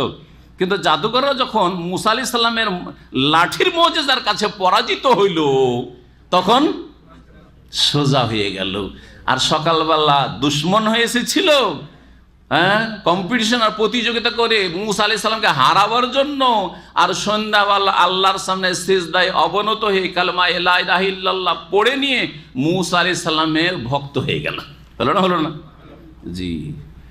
সকালবেলা ফেরাউনের পক্ষ থেকে এসেছিল, আর সন্ধ্যা হইতে হইতে কয়েক ঘন্টার মধ্যে ফেরাউনের শক্ত দুশ্মন হয়ে গেল। ফেরাউনের কাছে জানের কুরবানি করে দিল, কিন্তু ঈমান হারাইতে রাজি না। এর নাম হচ্ছে ঈমান। তো আল্লাহ রাব্বুল আলামিন বলছেন যে তাদের নবী বলল, ইন্না আয়াতা মুলকিহি, এই তালুতের রাজত্বের নিদর্শন হচ্ছে আইয়াতিয়াকুমুত তাবুত, তোমাদের কাছে একটা সন্দুক আসবে, বক্স, একটা বাক্স আসবে, ফিহে সাকিনাতুম মির রাব্বিকুম, যাতে তোমাদের প্রতিপালকের পক্ষ থেকে প্রশান্তির ব্যবস্থা রয়েছে, মনের শান্তি। এতে কি রয়েছে? তোমাদের মানসিক মনের শান্তি রয়েছে। হ্যাঁ জি, অনেক কিছুতে মনের শান্তি রয়েছে। যেমন আল্লাহর জিকিরে কি রয়েছে? মনের শান্তি রয়েছে। কোরআনে তেলাওয়াতে কি আছে? মনের শান্তি আছে। তওবা ইস্তেগফার, জিকির আজকার, মনের শান্তি আছে। নামাজ পড়লে যত বালা মুসিবত, নামাজ পড়েন, দীর্ঘ সেজদা করেন, নির্জনে আল্লাহকে ডাকেন, মনের শান্তি আছে না নেই? এইরকম বেশ কিছু জিনিস আছে। এছাড়াও যাতে মনের শান্তি রয়েছে। আম্বিয়া রসুলগণের পরিত্যক্ত কোনো কিছু যদি পাওয়া যায়, আর সেটা নিশ্চিত হয় শুধু গল্প হলে হবে না, যে লোকেরা বলছে যে এটা নবীর চুল মোবারক, হ্যাঁ নবীর এটা মোবারক জামা, এটা নবীর কদমে রসুল। না না না, এগুলো সব জালিয়াতি। কি প্রমাণ এদের কাছে? কারণ এসব ধর্ম ব্যবসা চলছে, বিনা পুঁজির ব্যবসা চলছে, বুঝছেন না? সুতরাং এসবের পিছনে পড়লে চলবে না। কিন্তু যতদিন পর্যন্ত সাহাবায়ে কেরামরা তাবেঈনরা জানতেন যে এগুলি রাসূলুল্লাহ সাল্লাল্লাহু আলাইহি ওয়াসাল্লামের মোবারক চুল, রাসূলুল্লাহ সাল্লাল্লাহু আলাইহি ওয়াসাল্লামের এইটা হচ্ছে জামা বা এটা হচ্ছে তরবারি, এগুলিতে তাবাররুক প্রমাণিত। নবী রসুল ছাড়া আর কারো কোনো কিছুতে তাবাররুক নেই। বরকত হাসিল করা নবী রসুলগণের পরিত্যক্ত বস্তুতে রয়েছে, কোরআন সুন্নাহ দ্বারা প্রমাণিত রয়েছে। কোরআনের এই আয়াত এবং রাসূলুল্লাহ সাল্লাল্লাহু আলাইহি ওয়াসাল্লামের সাহাবায়ে কেরামদের থেকে বেশ কিছু দলিল প্রমাণ রয়েছে। নবী ছাড়া অন্যর ক্ষেত্রে যে তাবাররুক, এটা হচ্ছে যারা শিরিককারী বেদাতকারী মুসলিম তাদের লক্ষণ। সুতরাং পীর সাহেব উজু করছে, তার পানিতে তাবাররুক হাসিল করছে। পীর সাহেব পান খেয়ে খেয়ে পিক ফেলছে, পিকগুলি ধরে নিয়ে গায়ে মাখছে আর তাবাররুক হাসিল করছে। আর কাশপোটা ফেলছে, তাও মাখছে, আউযুবিল্লাহ। আর তারপরে পীর সাহেবের পা ধুয়ে পানি খাচ্ছে, পীর সাহেবের পায়ে ঝুঁকছে, কদমবুসি করছে, ইত্যাদি ইত্যাদি বহু কিছু করছে। এই সব তাবাররুক হচ্ছে শিরকি, না হয় বেদাতি। তাবাররুক শিরকি রয়েছে, তাবাররুক বেদাতি রয়েছে, তাবাররুকের আবার বিস্তারিত আলোচনা রয়েছে একাধিক। আর তাবাররুক শরঈ রয়েছে, শরীয়ত সম্মত তাবাররুক হচ্ছে নবী রসুলগণের যদি কোনো কিছু হয় সেগুলিতে বরকত রয়েছে। এছাড়া স্থানে বরকত রয়েছে, কিন্তু আমার আপনার খেয়াল খুশি না কোরআন সুন্নাহর দ্বারা প্রমাণ হইতে হবে? কোরআন সুন্নাহর দ্বারা প্রমাণ হইতে হবে। মক্কায় বরকত নেই, মদিনায় বরকত নেই, ফিলিস্তিনে বাইতুল মুকাদ্দাসে বরকত নেই। আল্লাযী বারাকানা হাওলাহু, আল্লাহ বলেছেন ফিলিস্তিনে বরকত আছে, তাহলে বরকত আছে। হ্যাঁ, বরকতে জামানি আছে, বরকতে মাকানি আছে, স্থানগত হয়ে গেল। জামানা কালগত বরকত, রমজানে বরকত নেই, বরকত আছে না? রাতের শেষ তৃতীয় অংশে বরকত নেই, দোয়া কবুল হয় কি হয় না? তাহলে বোঝা গেল যে জামানাতে বরকত আছে, ঠিক না? শুক্রবারে বরকত নেই, শুক্রবার দিন তো বরকত আছে। শুক্রবার আসর থেকে মাগরিব এটা ফজিলতের সময় নয়, দোয়া কবুল হওয়ার সময় নয়, বরকতের সময় নয়। জি হ্যাঁ, তাহলে বরকতে জামানি আছে, বরকতে মাকানি আছে, তারপর বেশ কিছু বস্তু আছে তাতে বরকত আছে। এই বরকতের কিছু আল্লাহ পাঠিয়ে দেন। সেগুলি কি ছিল? মূসা আলাইহিস সালাম এবং হারুন আলাইহিস সালামের পরিত্যক্ত যেসব বস্তু ছিল তা একটা সন্দুকে রাখা ছিল, যেটা বনি ইসরায়েলদের বিরুদ্ধে যখন কাফের শক্তিরা লড়াই করেছিল তখন এই বনি ইসরায়েলদের কাছ থেকে কেড়ে নিয়ে চলে গেছিল, দখল করে নিয়ে চলে গেছিল। সেটা আল্লাহ ফিরিয়ে দিলেন তালুতের বাড়ির গেটে এসে হাজির। ওই সন্দুক, ওই বাক্স এসে হাজির। কারা হাজির করলেন? ফেরেশতারা নিয়ে এসে হাজির করে দিলেন। ফেরেশতারা মুহূর্তের মধ্যে নিয়ে এসে হাজির করে দিলেন। আল্লাহ বললেন নবীকে যে ওদেরকে বলো যে তোমরা তালুতের বাড়ির কাছে দাঁড়িয়ে থাকো, আর যেই বাক্স তাবুত তোমাদের কাছ থেকে কেড়ে নিয়ে চলে গেছে ওই জালেম কাফেররা, সেই বাক্স কোথায় তারা লুকিয়ে রেখেছে তোমরা জানো না। তাদের বাড়ি থেকে উড়ে চলে আসবে ফেরেশতারা, নিয়ে তাহমিলুল মালায়েকা। নিয়ে আসার পরে তালুত যে রাজা যাকে নিযুক্ত করেছেন আল্লাহ, তার গেটের সামনে আল্লাহ হাজির করে দিবেন। তারপরে মানবে কি মানবে না তালুতকে রাজা? আল্লাহ বললেন হ্যাঁ, যে এটা মানতে হবে। তখন তারা বলে হ্যাঁ, এইটা যদি দেখিয়ে দেওয়া হয় তাহলে মানবো। ঠিক আছে, আল্লাহ দেখাই দিলেন। এখন শোনেন, আল্লাহ বলছেন ইন্না আয়াতা মুলকিহি, তালুতের রাজত্বের দলিল হচ্ছে আইয়াতিয়াকুমুত তাবুত, তোমাদের কাছে এই বাক্স চলে আসবে। ফিহে সাকিনাতুম মির রাব্বিকুম, যাতে তোমাদের প্রতিপালকের পক্ষ থেকে শান্তির ব্যবস্থা রয়েছে। ও বাকিয়াতু মিম্মা তারাকা আলু মূসা ওয়া আলু হারুন, আর তাতে মূসা আলাইহিস সালামের বংশ আর হারুন আলাইহিস সালামের বংশের যা পরিত্যক্ত বস্তু তাও রয়েছে কিছু। তাহমিলুল মালায়েকা, যেই তাবুতকে, যে বাক্সকে ফেরেশতারা বহন করে নিয়ে আসবে। ইন্না ফি যালিকা লাআয়াতাল লাকুম, নিশ্চয়ই এতে রয়েছে তোমাদের জন্য স্পষ্ট নিদর্শন। ইন কুনতুম মুমিনিন, যদি তোমরা বিশ্বাসী হও। জি, চলে আসলো তাবুত এসে হাজির। এতে বরকতের সাথে সাকিনা, শান্তি রয়েছে। জিহাদ যখন চলবে তখন শরীরের শক্তির সাথে সাথে মানসিক শক্তির প্রয়োজন। মনোবলটা হচ্ছে সবচেয়ে বড় বল, ঠিক না? যদি মূসা আলাইহিস সালামের আর হারুন আলাইহিস সালামের পরিত্যক্ত বস্তু এ বাক্স জিহাদের ময়দানে থাকে আর তোমরা লড়াই করো, তো মানসিক শক্তি বাড়বে না বাড়বে না? মনোবল শক্তিশালী হবে না হবে না? এটাকে বলা হয়েছে মনের শান্তি, কারণ সবসময় এটাকে উদ্ধার করার চেষ্টা করবে। যখন ওদের বাড়ি থেকে আল্লাহ তালুতের ঘরে পৌঁছে দিয়েছেন, আর এটা জিহাদের ময়দানে এ বাক্সকে আমরা রেখেছি, সুতরাং এটা রক্ষা করার জন্য জান মাল সব কিছুর কোরবানি আমরা করব। জি, মনের শান্তি, একটা মনোবল বৃদ্ধি পাবে। তো আল্লাহ রাব্বুল আলামিন এই কথাই বলেছেন। তারপরে জিহাদের জন্য রওনা হইলেন তালুত। ফালামা ফাসালা তালুত বিল জুনুদ, যখন রওনা হলেন, ফাসালা মানে রওনা হওয়া, যখন রওনা হলেন তালুত বিল জুনুদের সেনাবাহিনীকে নিয়ে, কালা, তখন তিনি বললেন যে দেখো আল্লাহ কিন্তু তোমাদের এখন একটা পরীক্ষা করবেন, পরীক্ষায় উত্তীর্ণ হইতে হবে, পাশ করতে হবে। ইন্নাল্লাহ মুবতালিকুম বিন্নাহার, নিশ্চয় আল্লাহ তোমাদেরকে একটা নহর দিয়ে পরীক্ষা করতে চান। সামনে কাফেরদের বিরুদ্ধে লড়াই করতে গিয়ে সামনে একটা নদী পড়বে, ওই নদী পার হইতে হবে, আর তোমাদের প্রচণ্ড পিপাসা লাগবে, নদীতে গিয়ে পানি খাওয়া চলবে না। পিপাসা লাগবে, নদী থেকে পানি খাওয়া চলবে না, পানি খেলে হেরে যেতে হবে, অচল হয়ে যাবে। মানুষ বেশি খাওয়ার পরে কি হয়ে যায়, আর বিশেষ করে বেশি ক্ষুধার পরে যদি খান তো আরও অচল হয়ে যান, ঠিক না? বেশি পিপাসার পরে পানি খেয়ে বেকার হয়ে গেছে সব। আল্লাহ পরীক্ষা ফেলে দিয়েছে, পানি খাওয়া যাবে না। খুব পিপাসা লেগেছে, তো একটা কাজ করি, এক অঞ্জলি নিয়ে শুধু একটু, ব্যাস এক ঢোকের বেশি না, হ্যাঁ, মন ভরে পানি খেতে পারবে না। আল্লাহ বলছেন নিশ্চয় তোমাদেরকে আল্লাহ পরীক্ষা করতে চান একটি নহর, একটি নদীর মাধ্যমে। ফামান শারিবা মিনহু, যে ওই নদী থেকে পান করবে, ফালাইসা মিন্নি, সে আমার দলভুক্ত হইতে পারবে না, মানে সেনাবাহিনীতে আসতে পারবে না, লড়াই করতে পারবে না। অমাল্লাম ইয়াতামহু, আর যে স্বাদ গ্রহণ করবে না, পানি মুখে নিবেই না, ফাইন্নাহু মিন্নি, সে আমার দলের।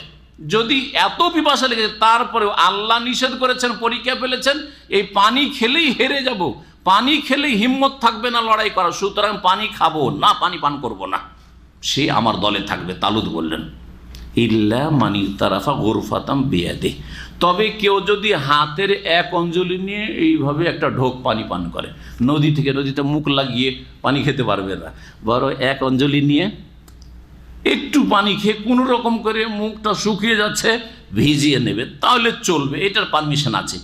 ফাশারিবু মিনহু, নদী দেখে আর পিপাসার তাড়ো নাই, সকলেই পানি পান করে নিল, ইল্লা কালিলা মিনহু, অল্প কয়েকজন ছাড়া, অল্প কিছু লোক ছাড়া। তাদের সংখ্যা ছিল 313 জন, বদরের মুজাহিদিনদের সংখ্যার সমান। কতজন বদরে ছিলেন? 313, মাত্র 313 জন এখন কাজের যোগ্য, এরা লড়াই করতে, বাকিগুলো সব ফেল। কয়েক হাজার সেনাবাহিনী সব হচ্ছে ফেল, ওখান থেকেই ফিরছে, আর তাদের ক্ষমতা থাকলো না শরীর লড়াই করার। আল্লাহ বলছেন ফালাম্মা জাওয়াজাহু ওয়াল্লাযিনা আমানু মাহু, যখন তারা নদী পার করলো, তালুত এবং তার সাথে যারা ঈমানদার ছিল, কালু, তখন সাথী সঙ্গীরা, ওরা যারা পানি পান করে নিয়েছিল, তারা বলল লা তাকাতা লানা ইয়াওমা বিজালুত ওয়া জুনুদি, দেখছে হাজার হাজার সেনাবাহিনী, বিশাল সেনাবাহিনী, আর জালুত অত্যন্ত শক্তিধর আর অনেক উঁচা মানুষ, উঠাম মানুষ। এই প্রধান সেনাপতি এই জালুত কাফের রাজাকে, নেতাকে, সেনাপতিকে দেখে আর এদের অসংখ্য সেনাবাহিনী দেখে এদের অবস্থা খারাপ হয়ে গেছে, বলছে আমরা আর পারবো না লড়াই করতে, যেহেতু পানি আগে খেয়ে নিয়েছে। আল্লাহ বলছে পানি খেলে আর লড়তে পারবেন না। ঠিকই হইল, নদী পার করার পরে বলছে আমাদের দ্বারা আর হইল না, বলছে লা তাকাতা লানাল ইয়াওমা, আজকে আমাদের কোনো ক্ষমতা নেই, বেজালুত ও জুনুদি, জালুত আর তার সেনাবাহিনীর সম্মুখীন হওয়ার, মুখোমুখি হওয়ার, এদের সামনে দাঁড়াবার ক্ষমতা নেই। কালাল্লাযিনা ইয়াযুন্নুনা আন্নাহুম মুলাকুল্লাহ, কিন্তু যাদের এই বিশ্বাস ছিল যে তারা আল্লাহর সাথে অবশ্যই সাক্ষাৎ করবে, আল্লাহর সামনে জবাব দিতে হবে, আল্লাহর ভয় ছিল, তারা বলল দেখো এ কথা কেন বলছো তোমরা, কাম মিন ফিয়াতিন কালিলাতিন গালাবাত ফিয়াতান কাসীরা বিইযনিল্লাহ ওয়াল্লাহু মা'আস সাবিরিন, তোমরা কম সেই জন্য, ওরা বেশি সেই জন্য। আরে এইরকম মানব জাতির ইতিহাসে কত শত এইরকম রণক্ষেত্র হয়েছে যেখানে বড় বড় সেনা দলের ওপর ক্ষুদ্র সেনাদল জয়যুক্ত হয়েছে। সুতরাং তোমরা পিছপা হইও না। নসিহত করলো কিন্তু তারা শুনলো না, কারণ পানি খেয়ে নিয়েছে যে আগেই ফেল হয়ে গেছে সব। বললেন তারা কাম মিন ফিয়াতিন কালিলাহ, কত শত, কাম খাবরিয়া, এটা কত শত সেনাদল, অল্প কত স্বল্প সেনাদল, গালাবাত ফিয়াতান কাসিরা, বহু বড় সেনা দলের ওপর জয়যুক্ত হয়েছে, বেইজনিল্লাহ আল্লাহর ইচ্ছাই, আল্লাহু মা'আস সাবিরিন, আল্লাহ ধৈর্যশীলদের সাথে রয়েছেন। সুতরাং ধৈর্য সহকারে লড়াই করো। নবী করিম সাল্লাল্লাহু আলাইহি ওয়াসাল্লাম তাই বলেছেন যে সশস্ত্র লড়াইয়ের কাফেরদের মুখোমুখি হওয়ার জন্য আকাঙ্ক্ষা করবেন না, মানে শখ করে যাওয়ার দরকার নেই, কিন্তু যখন মুখোমুখি হয়ে গেছো ফাসবুতু, তাহলে অটলতা প্রমাণ করো, সুদৃঢ়তা প্রমাণ করো যে আর পিছপা হব না। তারপরে বলছেন ওয়ালাম্মা বারাজুলে জালুত ও জনুদিহি, যখন তারা জালুত আর তার সেনাবাহিনীর মুখামুখি হইল বা সম্মুখীন হইল, এখন লড়াই শুরু হচ্ছে। লড়াইয়ের পূর্বে সুন্নত হচ্ছে কোরআনী নির্দেশ এবং নবী মুহাম্মদ রাসূলুল্লাহ সাল্লাল্লাহু আলাইহি ওয়াসাল্লামের প্রত্যেকটি জিহাদের সুন্নাহ।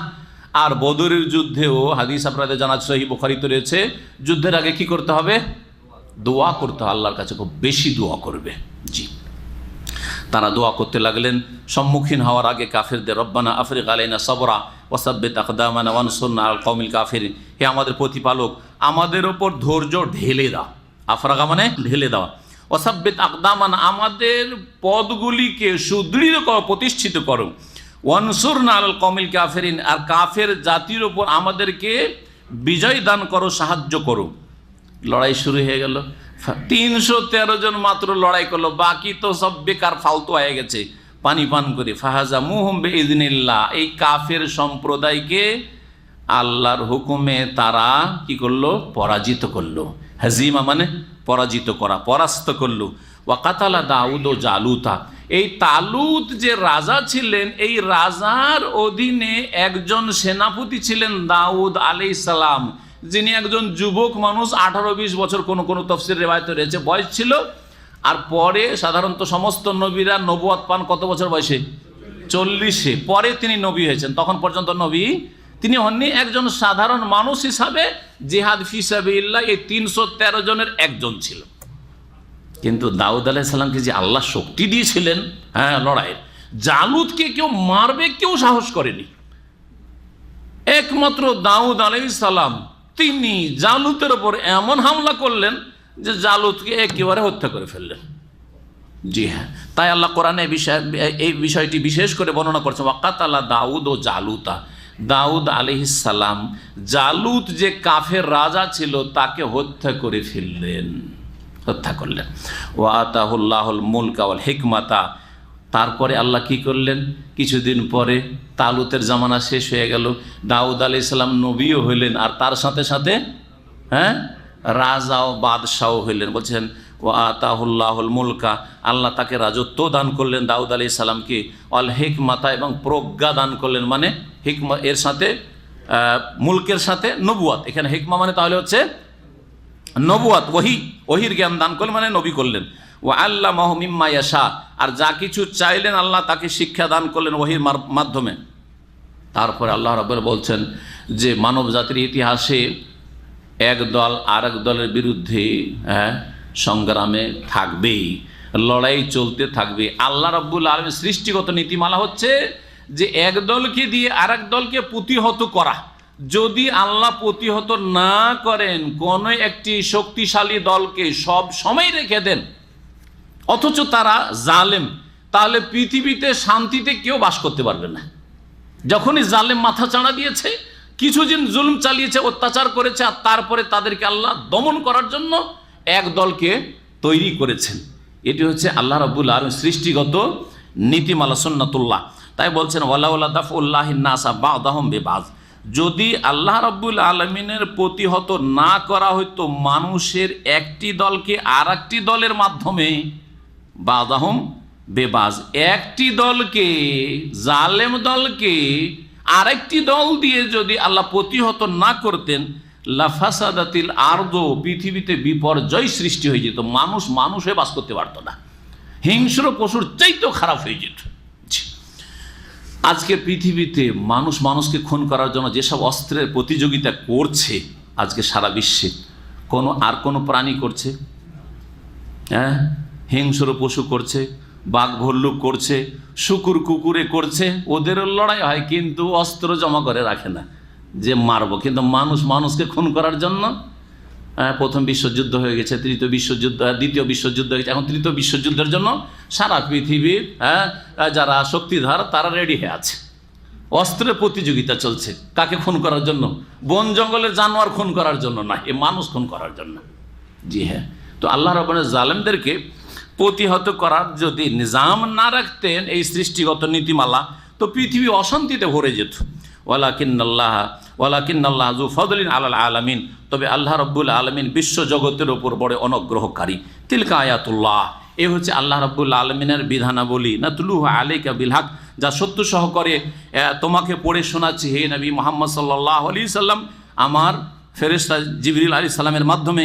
ওয়া ইন্নাকা লামিনাল মুরসালিন, আর নিশ্চয় তুমি রাসূলদের অন্তর্ভুক্ত, তুমিও একজন রাসূল, শেষ রাসূল, যেমন খাতামুন নবীন সূরা আহজাবে আল্লাহ রাব্বুল আলামিন বলেছেন। তিলকা রাসূল ফাদ্দালনা বা'দাহুম আলা বা'দ, এই যে রাসূলগণ রয়েছেন, এই যে রসুলগণ রয়েছেন, আল্লাহ বলছেন মানে যত রসুলগণ এসেছে মানব জাতির ইতিহাসে, এরা সবাই কি একই মর্যাদার?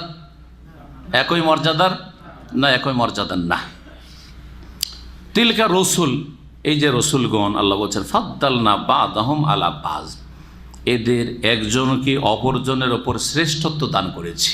এক রসুলকে আর এক রসুলের ওপর শ্রেষ্ঠত্ব দান করেছেন। নবী অনেক রয়েছেন, নবীর মধ্যে আল্লাহ কিছু কে রসুলও করেছেন। হ্যাঁ জি, নতুন শরীয়ত, নতুন কিতাব তাদের নাজিল করেছেন, রসুল করেছেন। আবার রসুলদের মধ্যে আল্লাহ রাব্বুল 5 জনকে নির্বাচিত করেছেন, কি বলে? উলুল আজম মিনার রসুল, ফাসবির কামা সাবারা উলুল আজমি মিনার রসুল, দৃঢ় প্রতিজ্ঞ রসুল বলে আল্লাহ তাদেরকে আখ্যায়িত করেছেন। তারা 5 জন কে কে? নূহ আলাইহিস সালাম, ইব্রাহিম আলাইহিস সালাম, মূসা আলাইহিস সালাম, ঈসা আলাইহিস সালাম, মুহাম্মদ রাসূলুল্লাহ সাল্লাল্লাহু আলাইহিস সালাম জামিয়ান। জি, 5 জন। 5 জনের মধ্যে আল্লাহ কাউকে শ্রেষ্ঠত্ব দান করেছেন কি না? হ্যাঁ, কাকে শ্রেষ্ঠত্ব দান করেছেন? মুহাম্মদ রাসূলুল্লাহ সাল্লাল্লাহু আলাইহি ওয়াসাল্লাম। তারপরে শ্রেষ্ঠত্ব কাকে দান করেছেন? ইব্রাহিম আলাইহিস সালামকে আল্লাহ খলিল বলেছেন। হ্যাঁ, ইন্নাল্লাহা কাদ ইত্তাখাযা ইব্রাহিমা খলিলা কামা ইত্তাখাযানি খলিলা, নবী করিম সাল্লাল্লাহু আলাইহি ওয়াসাল্লাম বলছেন আল্লাহ অন্তরঙ্গ বন্ধু খলিল হিসাবে ইব্রাহিম আলাইহিস সালামকে গ্রহণ করেছেন, যেমন আমাকে খলিল হিসাবে গ্রহণ করেছেন। তাহলে 5 জনের মধ্যে আবার 2 জন হ্যাঁ সবচেয়ে শ্রেষ্ঠ। জি হ্যাঁ, এই ফজিলত, আমাদের যে এই ফজিলত সম্পর্কে, শ্রেষ্ঠত্ব সম্পর্কে আলোচনা করা জায়েজ কিনা একটি মাসলা। মানে আমরা জনগণ, মুসলিম মানুষ, যদি এক নবীর ওপর আর এক নবীর শ্রেষ্ঠত্ব রয়েছে, এই কথাগুলি বলার জায়েজ না জায়েজ নয়, ঠিক না বেঠিক? নবীদের মধ্যে যদি ফজিলত দেওয়া জায়েজ হয়, তাহলে আলেমদের মাঝে অমুক আলেম অমুকের চাইতে বড়, এটা বলা জায়েজ কিনা?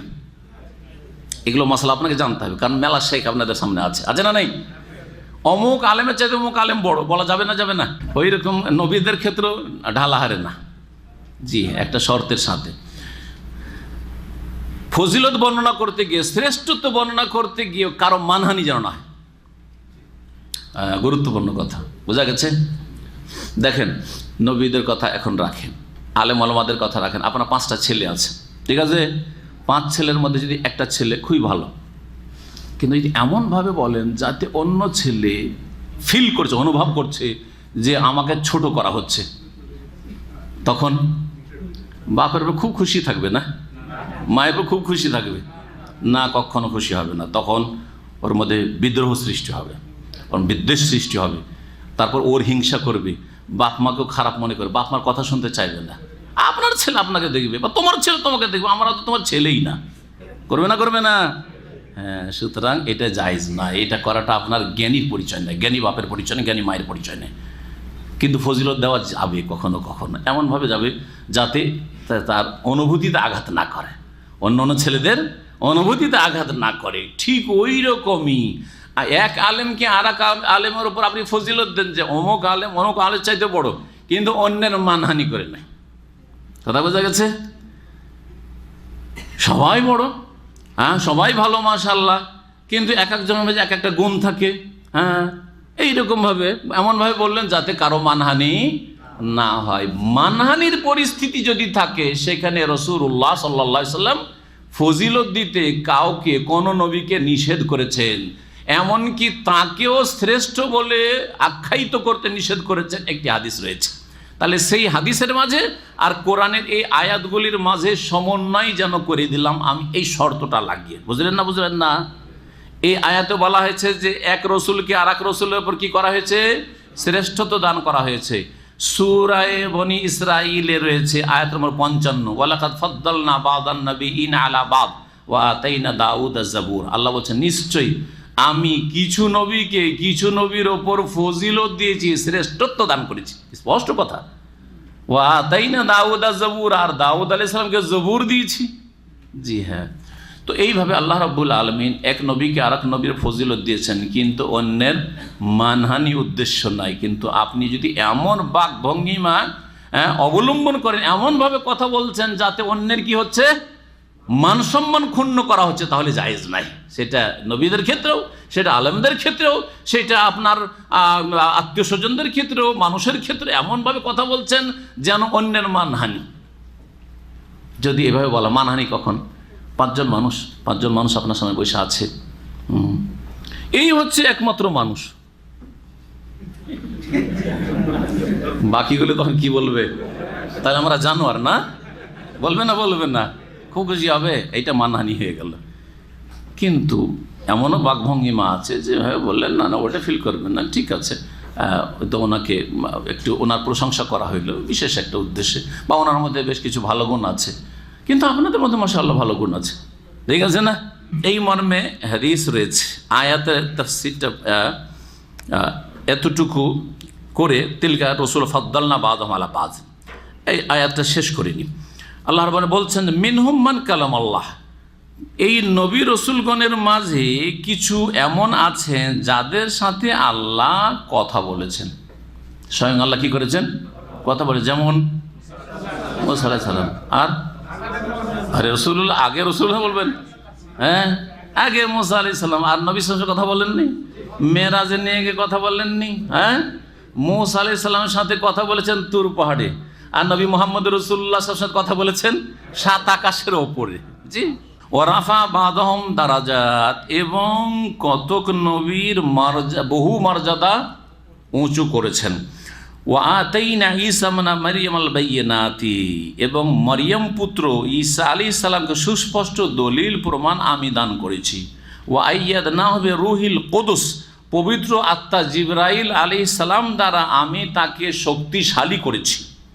তাকে সৃষ্টি আল্লাহ করেছেন, জিবরাইল আলাইহিস সালামকে পাঠিয়ে তার ফুকের মাধ্যমে তার মা গর্ভধারণ করেছে, এবং তাছাড়াও তার জীবদ্দশায় তাকে শক্তিশালী করেছেন। বনি ইসরাইল যখন খুন করার জন্য এসেছিল, তখন জিবরাইল আলাইহিস সালামের মাধ্যমে আল্লাহ রাব্বুল আলামিন তাকে উপরে উঠিয়েছেন। এটার দিকে অঙ্কিত রয়েছে ওয়ালাউ শা আল্লাহু মাক্তাতালাল্লাযিনা মিন বাদিহি মিন বাদি মা জাআতুল বায়িনা, আল্লাহ যদি চান তাহলে এই নবী রসুলগণের পরে যারা আপোষে মারামারি করেছে, ইখতাতালা মানে লড়াই করা, আপোষে লড়াই করা, আপোষে যারা লড়াই করেছে, মারামারি করেছে, তারা এসব করতো না। তাদের কাছে সুস্পষ্ট দলিল প্রমাণ চলে আসার পরে, হেদায়েতের বাণী চলে আসার পরে, ওয়ালাকিন ইখতালাফু, কিন্তু মানুষের স্বভাব হচ্ছে কি করা? মতবিরোধ করা, হ্যাঁ, মতানৈক্য লিপ্ত হওয়া। তারা ইখতিলাফ করেছে, মতবিরোধে লিপ্ত হয়েছে। ফামিনহুম মান আমানা, সুতরাং কিছু মানুষ এমন আছে যারা বিশ্বাস স্থাপন করেছে, ঈমান নিয়ে এসেছে, মুমিন হয়েছে। ওয়ামিনহুম মান কাফার, আর কিছু মানুষরা কুফরি করেছে ইখতিলাফ করে। ওয়ালাউ শা আল্লাহু মাক্তাতালু, আল্লাহ যদি চাইতেন তাহলে তার আপোষে লড়াই করতো না, আবু জাহাল আবু লাহাবের দল তৈরি হইতো না। সুতরাং নবী মুহাম্মদ রাসূলুল্লাহ সাল্লাল্লাহু আলাইহি ওয়াসাল্লাম তার সাহাবায়ে কেরামদের বিরুদ্ধে তারা লড়াইয়ের জন্য বদর, ওহদ আর খন্দক করতে আসতো না। আল্লাহ চাইলে হইতো না, কিন্তু আল্লাহ চেয়েছেন। আল্লাহ চান না? চান না? কিন্তু আল্লাহ কি পছন্দ করেন? এই চাওয়ার পছন্দ করায় কি আছে? পার্থক্য আছে। আল্লাহ কি লড়াই করার হুকুম করেন হকের বিরুদ্ধে? আল্লাহ চাইছেন যে সব কিছু হোক, কারণ আল্লাহ যদি না চান তো আবার কিছু হইতে পারবে না। তাহলে পরীক্ষা কি থাকলো? পরীক্ষা তো থাকলো না। তাহলে আল্লাহ চান যে মানুষ স্বাধীনভাবে, আমি সৃষ্টি করেছি স্বাধীনভাবে, এই স্বাধীনতার সদ্ব্যবহার করে শতলোক হয়ে যাক, জান্নাতি হয়ে যাক। স্বাধীনতার অসৎ ব্যবহার করে জাহান্নামে চলে যাক, বাধা দেন না আল্লাহ। যে জান্নাতে যেতে চাইছে তাকেও আল্লাহ বাধা দেন না, যে জাহান্নামে যেতে চাইছে তাকেও আল্লাহ বাধা দেন না। তাহলে না পরীক্ষা হবে। কিন্তু আল্লাহ যদি আমাদের ক্ষমতাকে এমনভাবে কি করে দিতেন, এমনভাবে রেখে দিতেন যে আমাদের কোনো ক্ষমতাই নেই, আমরা যেমন এই বোতলের মতো এখানে রেখে দেওয়া হচ্ছে, কিয়ামত পর্যন্ত এখানে পড়ে থাকলে পড়ে থেকে যাবে, এই সরবে না, না সরবে? কিন্তু আপনারা সরে যাবেন, থাকবেন না, কিছুক্ষণ পরে আপনারা কেটে পড়বেন, ঠিক না? আপনাদেরকে যদি আল্লাহ এরকম করে দিতেন তাহলে তো ক্ষমতা ছিল না আপনাদের কিছু। আল্লাহ এরকম করলে পরীক্ষা কি? জান্নাতি আল্লাহ এমনভাবে বানিয়ে দেন জাহান্নামে যেতেই পারবেন না, জাহান্নামের কাজই করতে পারবেন না, বা এমনভাবে করে সৃষ্টি করে দিয়েছেন যে ও জাহান্নামেরই কাজ হবে, ও জান্নাতের কাজ ওর দ্বারা হবেই না। তাহলে ও স্বাধীনতায় তো ছিনিয়ে নিয়েছেন, তো পরীক্ষা কিসের আবার? আল্লাহ তো পরীক্ষার জন্য দুনিয়ার জগতে পাঠিয়েছেন, এটা দারুল ইমতিহান, পরীক্ষার জগৎ। তাই আল্লাহ রাব্বুল আলামিনের এই দুটো ভাষা মনে রাখবেন। জি হ্যাঁ, একটা হচ্ছে আল্লাহর চাওয়া ইচ্ছা, আর একটা হচ্ছে আল্লাহর সন্তুষ্টি। আল্লাহ ভালো মন্দ দুটাই চান, ভালো মন্দ দুটোই চান, কিন্তু আল্লাহ রাজি থাকেন কিসের ওপর? ভালোর ওপর, মন্দের ওপর না। আল্লাহ চান যে দুনিয়াতে ভালো মন্দ দুই লোকই থাক, জান্নাত জাহান্নাম দুটোরই কাজ মানুষ করুক, আমি বাধা দেব না, যে যা করছে করুক। কিন্তু আল্লাহ কি হুকুম করেছেন? বলেছেন যে শিরিক করো, জাহান্নামে যাও। বলেছেন যে খুন করো, জাহান্নামে যাও। বলেছেন জেনা করো, জাহান্নামে যাও। হ্যাঁ, বলেছেন যে নামাজ ছাড়ো, জাহান্নামে যাও। না, আল্লাহ বলছেন ভালো কাজ করো, ভালো কাজের হুকুম করো। আয় আল্লাহ রাব্বুল বলছেন ওয়ালাউ শা আল্লাহ মাক্তাতালাল্লাযিনা মিন বাদি মা জাআতুহুল বায়্যিনাত ওয়ালাকিন ইখতালাফু। মানুষের স্বভাব হচ্ছে মতবিরোধ করা। আল্লাহ চাইলে এসব করতো না তারা। তাদের কিছু লোক ঈমান নিয়ে এসেছে, তাদের কিছু লোক কুফরি করেছে। ওয়ালাউ শা আল্লাহ, তার আল্লাহ যদি চাইতেন তো তারা আপোষে লড়াই করতো না। ওয়ালাকিন্নাল্লাহা ইয়াফআলু মা ইউরিদ, তবে আল্লাহ যা চান তাই করেন। ইয়া আইয়ুহাল্লাযিনা আমানু, হে মুমিন সকল, আনফিকু মিম্মা রাযাকনাকুম, তোমাদেরকে যা আমি উপজীবিকা স্বরূপ দিয়েছি তা থেকে ব্যয় করো। আমাদের রিজিক স্বরূপ আমাদেরকে যা দিয়েছেন ব্যয় করতে হবে। রিজিক মানে শুধু পয়সা না, যদিও জনগণ আম মানুষ বুঝে রিজিক মানে কি? খাদ্যবস্তু, পানীয় বস্তু, ভোগের সামগ্রী। হ্যাঁ, ভোগের সামগ্রী শুধু টাকা কি? ভোগের সামগ্রী শুধু জমি জায়গা সম্পদ না? ভোগের সামগ্রী তুমি খরচ করবে যেমন টাকা পয়সা থেকে, জমি জায়গা থেকে, তোমার ফসল থেকে, তেমনি তোমার বিদ্যাটাও রিজিক। সুতরাং হে ব্যক্তি, তোমাকে যে এলেম দিয়েছি এলেম থেকেও খরচ করো। এলেম খরচ করতে হবে না? হবে না? দিনের এলেম থাকলে খরচ করা ফরজ। যাকে আল্লাহ দিনের জ্ঞান দান করেছেন অন্যকে দিতে হবে, শিখাইতে হবে, যাতে কোরআন হাদিসের এলেম না উঠে যায়। যদি বোবা হয়ে বসে থাকে আর কোরআন হাদিসের শিক্ষা না দিতে এলেম উঠে যাবে না? তাহলে এটাও রিজিক, এতে থেকে আল্লাহ আনফিকু বলেছেন, ব্যয় করতে হবে। দুনিয়ার এলেম মুসলিমদের কাছে বড় বড় বৈজ্ঞানিক আছে, তাহলে তাদেরকেও বলা হচ্ছে যে তোমাদেরকে আল্লাহ এই রিজিক দিয়েছেন, বিজ্ঞান দিয়েছেন, পাণ্ডিত্য দান করেছেন, তোমাদেরকে মেডিকেলের জ্ঞান দান করেছেন। সুতরাং এতে থেকে খরচ করো, সৎ নিয়তে যদি খরচ করো তো আল্লাহ উত্তম প্রতিদান দুনিয়া আখেরাতে দেবেন।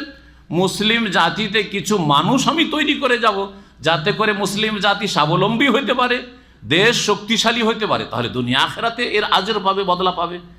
আর যদি পেট ব্যবসায়ী হয় যে আমি মেডিকেল শিখাবো কিন্তু আমার স্যালারি কত, হ্যাঁ, আমার ফ্যাসিলিটি কত, আমাকে আপনি কি দেবেন, আমি একটা টেকনোলজি আপনাকে শিখিয়ে দেব কিন্তু এর ওপর এত টাকা দিতে হবে, তাহলে আপনি যেটা চেয়েছেন সেটা পেয়েছেন, টাকা পেয়েছেন, আপনি জাতির উদ্দেশ্যে কিছু করেননি, সুতরাং কিছু পাবেন না আখেরাতে। কথা বোঝা গেছে না বা যায়নি? সুতরাং একজন মানুষ সে দিনের আলেম হোক বা দুনিয়ার আলেম জ্ঞানী হোক, যদি ইন্নামাল আমাল বিন্নিয়াতের উপর আমল করে তো দিন দুনিয়া দুটোই পাবে। আলেমরা কি দুনিয়া পায় না? কিন্তু যে পেট পেট দুনিয়া দুনিয়া করে শুধু দুনিয়া পাবে, আখেরাত পাবে না আলেম হইল। বোঝা গেছে কিনা?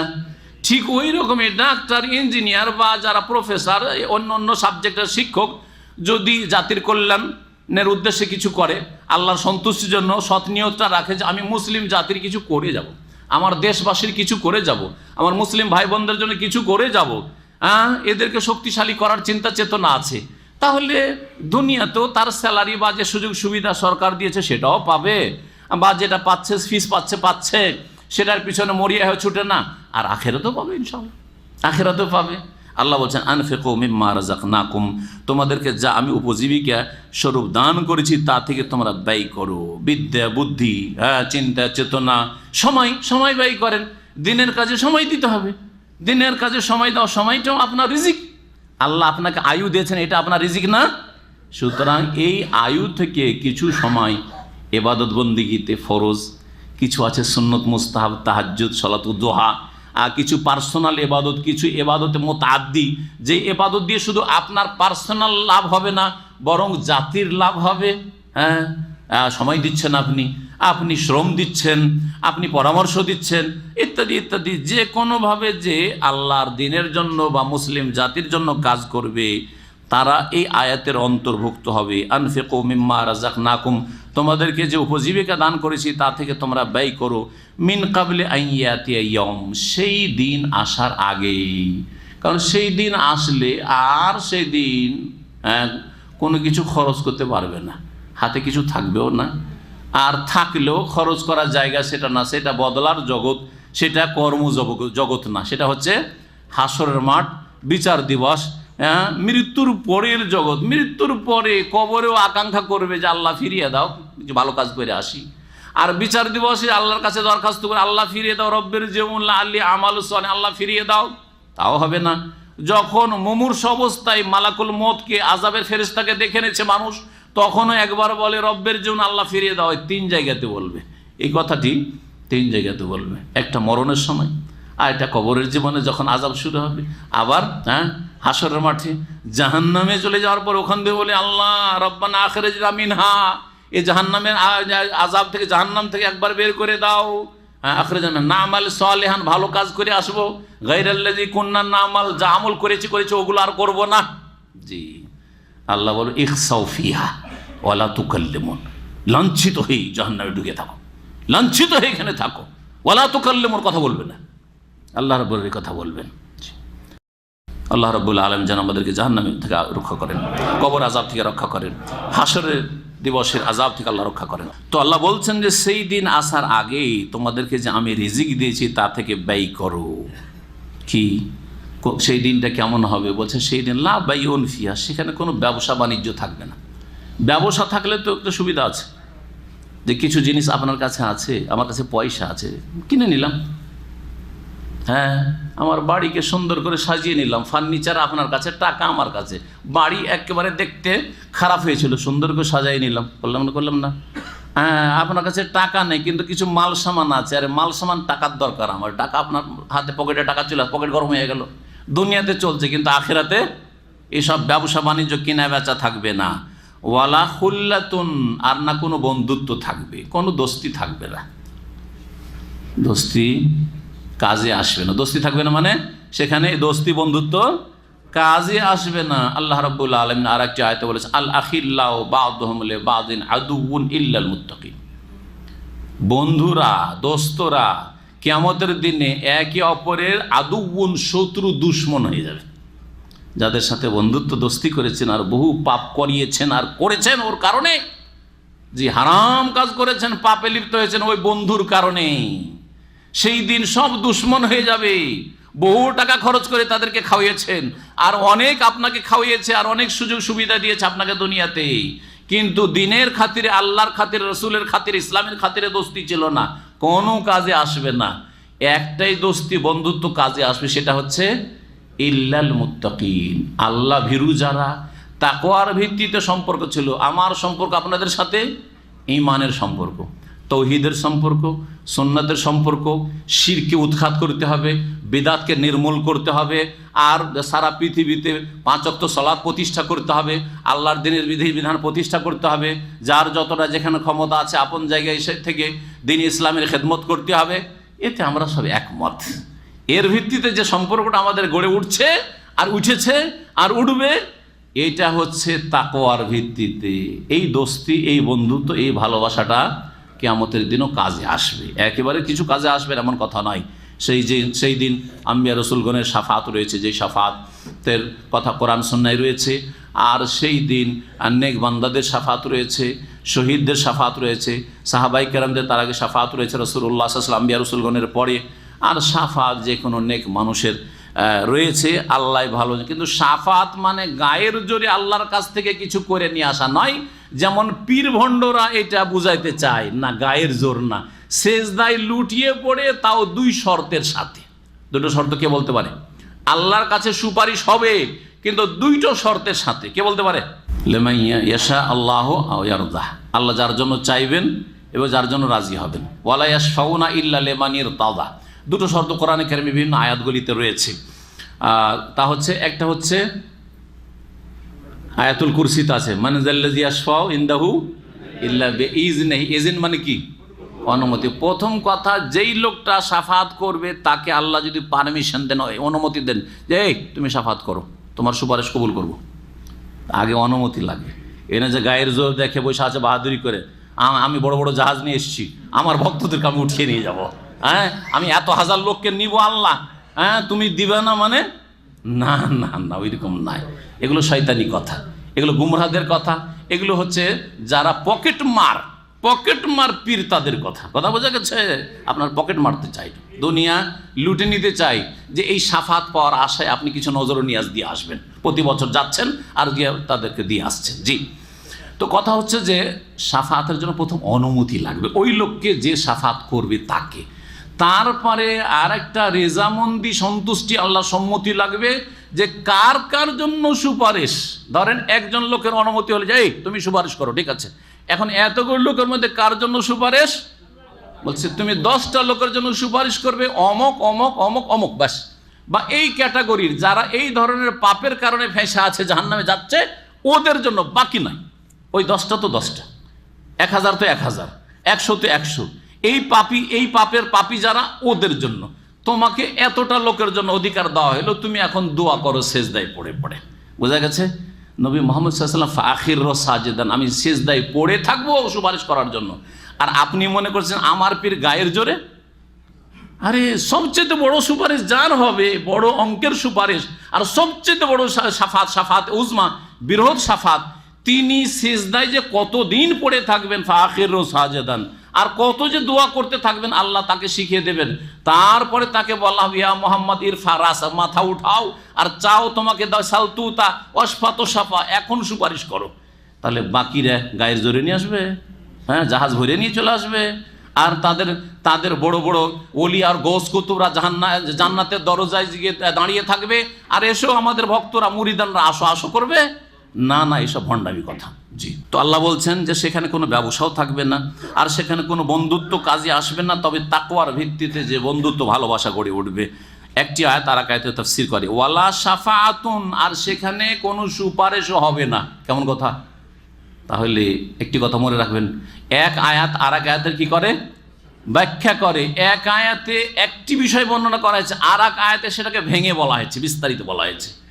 এখানে সুপারিশ চলবে না মানে গায়ের জোরে জোরদোর জবরদস্তি সুপারিশ চলবে না। দুনিয়াতে যেমন একজন এমপি, আমার এলাকার লোক স্যার, ম্যাডাম আমার এলাকার লোক, একে জেল থেকে যেইভাবে হোক না বের করতে হবে।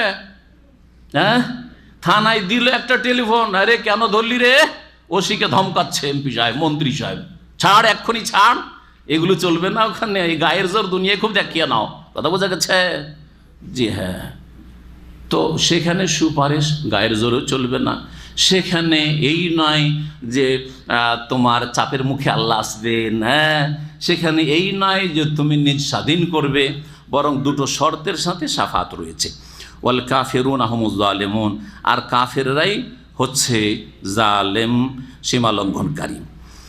এই ছিল আমাদের তাফসীর। ইনশাআল্লাহ তাআলা আগামী সপ্তাহে আল্লাহু লা ইলাহা ইল্লা হুয়াল হাইয়ুল কাইয়ুম আয়াতুল কুরসি থেকে আমরা 23তম পর্ব শুরু করব। আল্লাহ রাব্বুল আলামিন যেন আমরা যা কিছু বললাম, যা কিছু শুনলাম তাতে বরকত দান করেন, এবং আল্লাহ রাব্বুল আলামিন দ্বীনের উপর আমাদেরকে কায়েম রাখেন, এবং আল্লাহ আমাদের গুনাহ খাতা যেন মাফ করেন। নবীদেরকে ফজিলত দেওয়ার ক্ষেত্রে মানহানির যদি মনোভাব থাকে তো ফজিলত দেওয়া জায়েজ নয়। এই মর্মে হাদিস রয়েছে নবী করিম সাল্লাল্লাহু আলাইহি ওয়াসাল্লামের সহিহ বুখারী মুসলিমে। আবু হুরায়রা রাদিয়াল্লাহু তাআলা থেকে বর্ণিত যে একজন মুসলিম আর আরেকজন ইহুদি, দুইজনে ঝগড়া লেগেছে।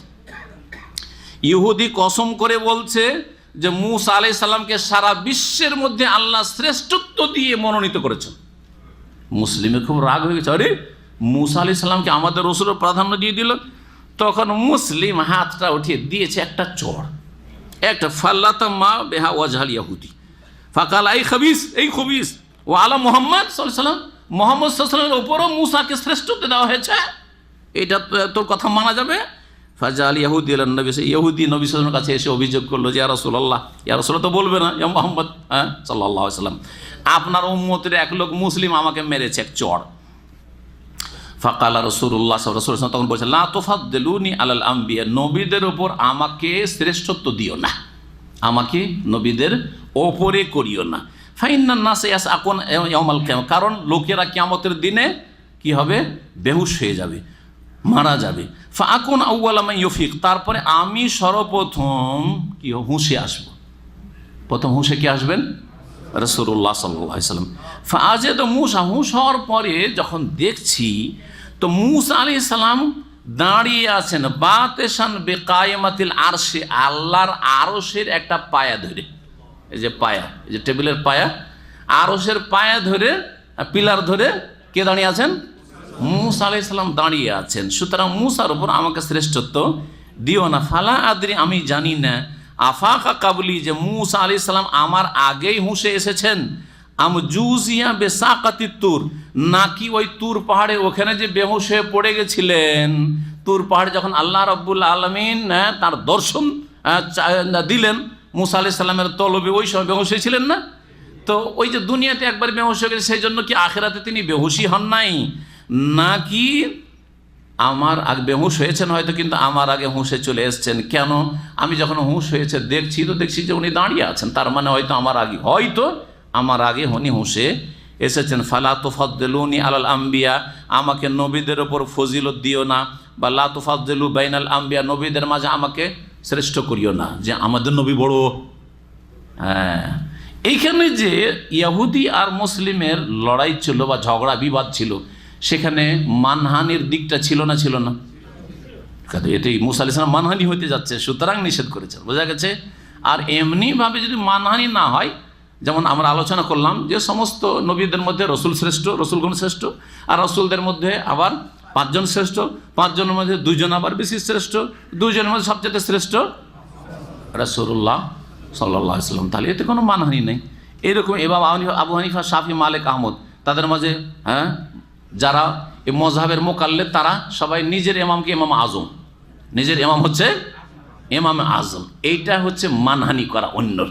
বাকি যারা কোরআন সুন্নাহর অনুসারী, আমরা না, এই মানহানি করি না। আমরা আবু হানিফাকে ইমাম আজম মনে করি, শাফিকে ইমাম আজম মনে করি, ইমাম মালিককে ইমাম আজম মনে করি, আর ইমাম আহমদকে ইমাম আজম মনে করি। আর এই সমস্ত ইমামদের ইমাম আজম হচ্ছে মুহাম্মদ রাসূলুল্লাহ সাল্লাল্লাহু আলাইহি ওয়াসাল্লাম। জি, আল্লাহ রাব্বুল আলামিন যেন আমাদেরকে হক কথা বোঝার তৌফিক দান করেন এবং কোরআন সুন্নাহ অনুসারী হওয়ার তৌফিক দান করেন। অন্ধ অনুসরণ থেকে আল্লাহ যেন বাঁচিয়ে রাখেন, সমস্ত ফিতনা থেকে আল্লাহ যেন আমাদেরকে বাঁচিয়ে রাখেন। ওয়া সাল্লাল্লাহু আলা মুহাম্মদ ওয়া আলা আলিহি